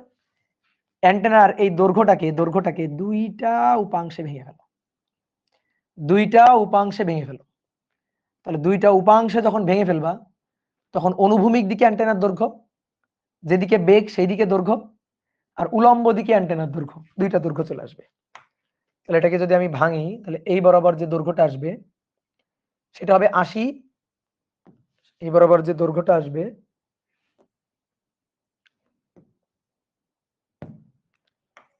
এটা 80 মিটার। তাহলে উপাংশে ভাঙলে এই বরাবর যেটা আসবে সেটা হচ্ছে 80 sin 60, আর এই বরাবর যেটা আসবে সেটা হচ্ছে 80 cos 60। এই বরাবর 80 cos 60, এই বরাবর 80 sin 60। তাহলে এবার আসো, দেখো এখানে দাঁড়িয়ে তুমি এই দৈর্ঘ্যটাকে কত মাপবা সেটা দেখো। এই দৈর্ঘ্যটা তুমি কত পরিমাপ করবা সেটা দেখো, কারণ এই বরাবর বেগ, এই যে এই বেগটা কিন্তু এই বরাবর, এই দৈর্ঘ্য বরাবর। তাহলে যে বরাবর বেগ, দৈর্ঘ্যের সংকোচনটা সেই বরাবরই হবে। অর্থাৎ তুমি অ্যান্টেনাটা, এই যে অ্যান্টেনাটা এর সাথে লাগানো আছে, তো অ্যান্টেনার যে দৈর্ঘ্যটা, এই বরাবর যে দৈর্ঘ্যটা সেটা 80 cos 60। তাহলে ওই বরাবর বেগ হচ্ছে 0.76। তাহলে তুমি এখানে থেকে অ্যান্টেনাটাকে ছোট হইতে দেখবা, যে অ্যান্টেনা ছোট হয়ে গেছে, এই দৈর্ঘ্যটা ছোট হয়ে গেছে, কিন্তু এই দৈর্ঘ্যটা কিন্তু ছোট হবে না, কারণ এই বরাবর কোনো বেগ নেই। বুঝতে পারছো? ঠিক আছে, এই বরাবর কোনো বেগ নেই। দৈর্ঘ্য কি ভেক্টর? হ্যাঁ, দৈর্ঘ্য ক্ষেত্র বিশেষে বানাই ফেলাইতে হবে ভেক্টর। ঠিক আছে, দৈর্ঘ্য ভেক্টর, চৌম্বক দৈর্ঘ্য ভেক্টর, অনেক দৈর্ঘ্য ভেক্টর। তাহলে আমরা কি করলাম, এই দৈর্ঘ্যটাকে দুইটা উপাংশে ভেঙে নিলাম, যে দৈর্ঘ্যটা দুইটা উপাংশে, তাহলে এই বরাবর দৈর্ঘ্যের পরিমাণ এতটুকু, এই বরাবর দৈর্ঘ্যের পরিমাণ এতটুকু। তাহলে আসো এটাকে দৈর্ঘ্য হিসাবে না চিন্তা করে সরণ হিসাবে চিন্তা করো। তাহলে সরণ হিসাবে চিন্তা করো। তাহলে তুমি এখান থেকে এই দৈর্ঘ্যটা যেটা মাপবা, এখান থেকে বসে এই দৈর্ঘ্যটা যেটা মাপবা সেটা এল, আর এইটা হচ্ছে এল নট, এই যে এটা হচ্ছে এল নট।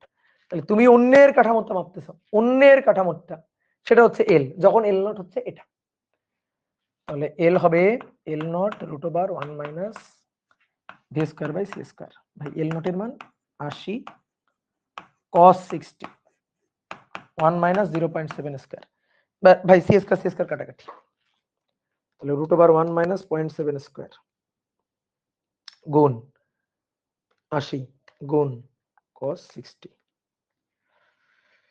তাহলে 4 রুট ওভার 5 মিটার। আর এই দৈর্ঘ্যটা যা আছে তাই থাকবে, ঠিক আছে। এই দৈর্ঘ্যটাকে যদি আমি বলি, এই দৈর্ঘ্যটাকে ধরো বললাম বি, তাহলে বি কি হবে, বি হবে বি নট, বি তো চেঞ্জ হবে না, বি বি নটই থাকবে, কারণ এই বরাবর তো রকেটের বেগ নেই, এই দৈর্ঘ্যের বরাবর তো রকেটের বেগ নেই, এই দৈর্ঘ্য যা ছিল সে তাই মাপবে। তাহলে তাহলে এইবার রকেটের দৈর্ঘ্যটা তাহলে কত মাপবে, রকেটের এই দৈর্ঘ্যটা ছিল 80, ওই 80 কে কত মাপবে, তাহলে 80 কে কত মাপবে, দেখো আমি যদি বলি এই 80টা বানাও, 80 তৈরি করো, তাহলে এইটার তুমি 80 কে ভেঙে এই দুইটা উপাংশ পাইছো, তাহলে এই দুইটা উপাংশের লব্ধি 80, তাহলে ঠিক তেমনি এটা হয়ে গেছে এটা, আর এইটা যা ছিল তাই, যা ছিল তাই 80, এটা যা ছিল তাই 80 sin 60, sin 60 হচ্ছে √3/2, তাহলে 40√3 এত মিটার, এটা যা ছিল তাই। তাহলে এই দুইটা দিয়ে আবার লব্ধি বানাও, তাহলে এর কাছে দৈর্ঘ্য কত মনে হবে, তাহলে দেখো আমি একটু দেখাই, দেখাই, এই দৈর্ঘ্যটা তার কাছে মনে হবে 4 √5, এই দৈর্ঘ্যটা যা ছিল তাই মনে হবে, যা ছিল তাই 40√3 মনে হবে। তাহলে এখন এদের সম্মিলিত দৈর্ঘ্যটাই তো অ্যান্টেনার দৈর্ঘ্য, তাহলে এই হচ্ছে আমাদের অ্যান্টেনা, এই যে এর কাছে মনে হওয়া অ্যান্টেনার দৈর্ঘ্য। তাহলে সেই অ্যান্টেনার দৈর্ঘ্য যেটা মনে হবে, সেই দৈর্ঘ্য হবে এই দুইটার লব্ধি, তাহলে √4 √5 4 √5 তার স্কয়ার আর 40 √3 তার স্কয়ার, তাহলে 4 √5 তার স্কয়ার প্লাস 40 √3 তার স্কয়ার রুট অ্যান্সার। দেখি কত মনে হয়, 12 √39 মানে 74.93 এত মিটার মনে হবে।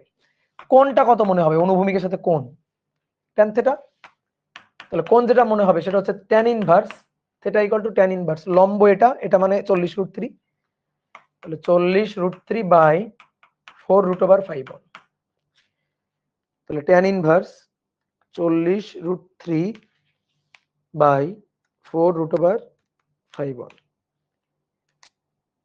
তাহলে 67.593 এত ডিগ্রি, এটা হচ্ছে আমাদের অ্যান্সার।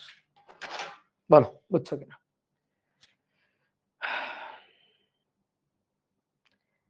আগেরটা উপাংশ দিয়ে করা যেত না, কোনটা উপাংশ দিয়ে করবা, ক্ষেত্রফল, ক্ষেত্রফল উপাংশ দিয়ে করা যায়, ক্ষেত্রফল কি উপাংশ দিয়ে করা যায় বলো তো। মাঠ থেকে উপরে উঠলে কি হতো দাদা, মাঠ থেকে উপরে ওঠে না, ঠিক আছে, মাঠ বরাবরই যাবে, হয় দৈর্ঘ্য নয়তো প্রস্থ বরাবর যাবে, উপর বরাবর গেলে কোনো চেঞ্জ হবে না, দৈর্ঘ্য প্রস্থের কোনো চেঞ্জ হবে না। কেন, ওই যে লরেন্স রূপান্তরে দেখাইছিলাম না, জেড কে জেড ড্যাশই মাপে, জেড সমান সমান জেড ড্যাশ হয়, ওয়াই সমান সমান ওয়াই ড্যাশ হয়, শুধু যে বরাবর বেগ লরেন্স রূপান্তরে দৈর্ঘ্যের চেঞ্জটা আপেক্ষিকতা হয় সেই বরাবর। বুঝতে পারছো, ক্লিয়ার। দেখো একটা বইয়ের ম্যাথ করি, একটা বইয়ের ছোট্ট ম্যাথ করি, বলা হচ্ছে 8 নম্বর। দেখো বইয়ের ম্যাথ তো সহজই হয়। একটি রকেটের দৈর্ঘ্য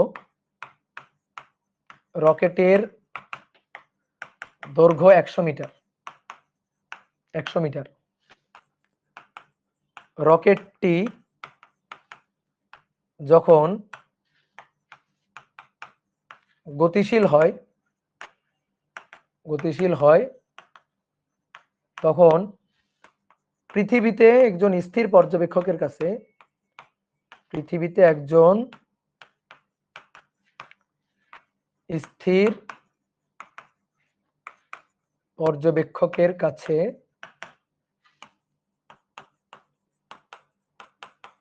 দৈর্ঘ্য 99.5 মিটার মনে হয়, 99.5 মিটার মনে হয়, তাহলে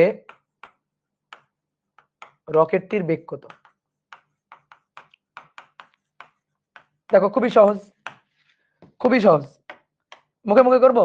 that is L naught, L naught কে এল এটা মনে হয় ভি বের করতে হবে, শেষ। তারপর আসো চিত্র আঁকি। পৃথিবীতে একজন স্থির পর্যবেক্ষক। রকেটটা যখন পৃথিবীতে ছিল, ধরো পৃথিবী থেকে রকেট উৎক্ষেপণ করা হয়েছে, তো যখন পৃথিবীতে ছিল তখন তার দৈর্ঘ্য ছিল 100 মিটার। এবার এই যে রকেটটা গতিশীল, মহাকাশে রকেটটা গতিশীল, এই যে রকেটের দৈর্ঘ্য, এই দৈর্ঘ্য পৃথিবীতে যখন ছিল তখন 100 মিটার, ঠিক আছে, 100 মিটার ছিল, 100 মিটার স্থির অবস্থায় ছিল। এবার ও তো গতিশীল, একটা ভি বেগ নিয়ে গতিশীল, তাহলে এ এখন পৃথিবীতে বসে ওই রকেটের দৈর্ঘ্য মাপবে। তো দৈর্ঘ্য এল কত মাপবে? এল দেওয়া আছে, এল মাপবে হচ্ছে মানে এর কাছে এবার মনে হচ্ছে দৈর্ঘ্য সংকুচিত হয়ে গেছে, তো সংকুচিত হয়ে কত হয়েছে? 99.5 মিটার। তাহলে যেখানে এল নট ছিল 100 মিটার, রকেট, এটা rocket, l naught 100 metre, rocket গতিশীল, তাহলে এইবার আমি দেখতেছি 99.5 মিটার, তাহলে এল নট 100 মিটারকে আমি মাপতেছি 99.5 মিটার, দ্যাট ইজ এল। তাহলে ভি বের করতে হবে। তাহলে L equal to L naught root over 1 minus V square by C square. তাহলে এল নট এর মান 100, এল এর মান 99.5, 1 minus V square by C square. আসলে এখান থেকে বের করি 99.5 ভাগ 100, যা হবে তার বর্গ, যা হবে 199,200 তার বর্গ, 1 minus V square by C square. তাহলে অর্থাৎ V equal to V square C square 1 minus অ্যান্সারের বর্গ, 1 মাইনাস অ্যান্সারের বর্গ, এটার রুট অ্যান্সার। তাহলে 0.0998 সি, তাহলে ভি ইকুয়াল টু 0.0998 সি, এটা হচ্ছে অ্যান্সার। বুঝতে পেরেছো?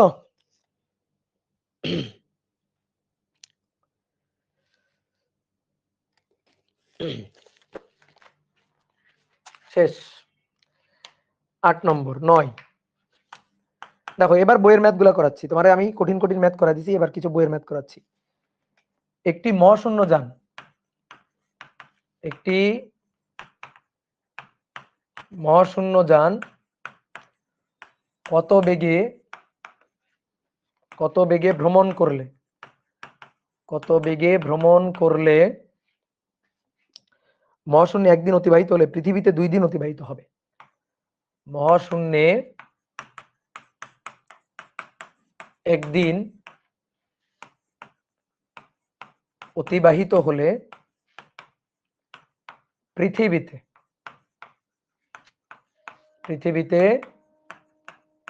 2 দিন অতিবাহিত হবে। পৃথিবীতে 2 দিন অতিবাহিত হবে। এটা কুয়েটে আসা 5-6 সালে, রুয়েটে আসা 12-13 সালে। আমি তোমাকে সময়ের আপেক্ষিকতার ম্যাথ যেটা শিখাইছিলাম, সময়ের আপেক্ষিকতা একটা জিনিস বলছিলাম, শর্টকাট একটা টেকনিক বলছিলাম। ভাবনা চিন্তা করতে চাইতেছো না, সময় কম, ঘন্টা দিয়ে দিল, তাড়াতাড়ি ম্যাথ করে আসতে হবে, উত্তরটা বসাই দিয়ে চলে আসতে হবে। কত বেগে ভ্রমণ করলে, ভি চাইছে, মহাশূন্যে একদিন অতিবাহিত হলে পৃথিবীতে 2 দিন, পৃথিবীর সময় টি, মহাকাশের সময় টি নট, করে দিয়ে চলে আসো। পৃথিবীর সময় টি, মহাকাশের সময় টি নট, করে দিয়ে চলে আসো। আর যদি মনে করো বুঝতে চাও, আচ্ছা ঠিক আছে, বোঝো, সমস্যা নেই। এটা হচ্ছে পৃথিবী। তাহলে মহাকাশে, এই যে মহাকাশ, তাহলে বলো গতিশীল অবস্থায় থাকলে সময়টা, কাল দীর্ঘায়ন হবে। কাল দীর্ঘায়ন মানে, কাল যদি দীর্ঘায়ন বলি, কাল দীর্ঘায়নের ব্যাপারটা কি? কাল দীর্ঘায়নের ব্যাপারটা হচ্ছে মহাকাশে বসে, এখানে বসে তার ঘড়ি স্লো চলবে, স্লো, ঠিক আছে, ঘড়িটা স্লো চলবে। তাহলে পৃথিবীতে অতিবাহিত হয়ে গেছে 2 দিন, ওর ঘড়ি স্লো। মনে করো পৃথিবীতে এক ভাই আছে, মহাকাশে এক ভাই আছে, পৃথিবীতে ও জন্মদিন উদযাপন করে ফেলছে, ঠিক আছে, কিন্তু ওর এখনো জন্মদিন হয় নাই। পৃথিবীতে 2 দিন হয়ে গেছে, ওর এখনো 2 দিন হয় নাই, ওর হয়েছে মাত্র 1 দিন। তো ওর ঘড়ি স্লো, ওর ঘড়ি অনেক স্লো চলতেছে। তাহলে পৃথিবীর এই যে সময়টা, সেই সময়টা আমরা পৃথিবীবাসী আমরা যারা আছি তারা আমরা পরিমাপ করছি 2 দিন। তখন ওই মহাকাশ যানের মধ্যে যে আছে সে ওর বয়স নিজে পরিমাপ করছে মহাকাশের মধ্যে থেকে, দ্যাট ইজ টি নট একদিন। ঠিক আছে, তাহলে এই যে বেগটা, এই বেগটা ভিটা আমরা বের করতে চাই, বেগ ভিটা আমরা বের করতে চাই। ওকে, তাহলে টি ইকুয়াল টু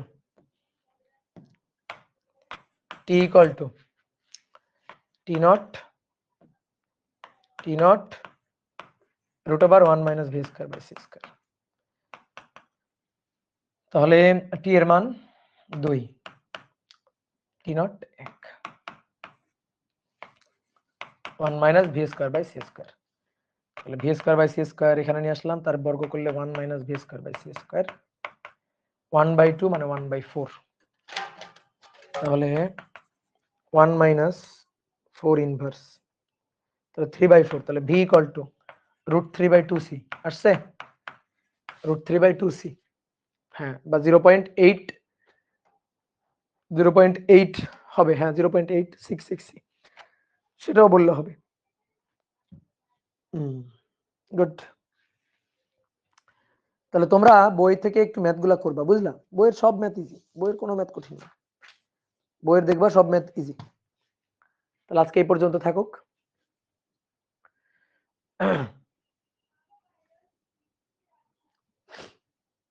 তাহলে টাটা। তাহলে সবাই বইয়ের ম্যাথগুলো একটু করবা, দেখো সহজ সহজ ম্যাথ, বইয়ের ম্যাথগুলো খুবই সহজ। আমি তোমাকে ধরো লরেন্স রূপান্তর, সময়ের আপেক্ষিকতার কিছু স্পেশাল ম্যাথ করাইছি, কিন্তু বইয়ের ম্যাথগুলো আরো সহজ। ওকে দাদা, আর কয়টা ক্লাস লাগবে? কয়টা হলো আজকে? 5টা, ধরো আর 5টা লাগবে, 10টা লাগবে টোটাল হয়তো। আর 2টা ক্লাস নিলে মনে করো আপেক্ষিকতা পার্ট শেষ হয়ে যাবে। তারপরে আমরা হচ্ছে পড়বো, তারপরে হচ্ছে আমরা কি পড়বো জানো? এই অধ্যায়ে যে বাকি ছোট ছোট জিনিস যেগুলো আছে ওগুলো পড়বো।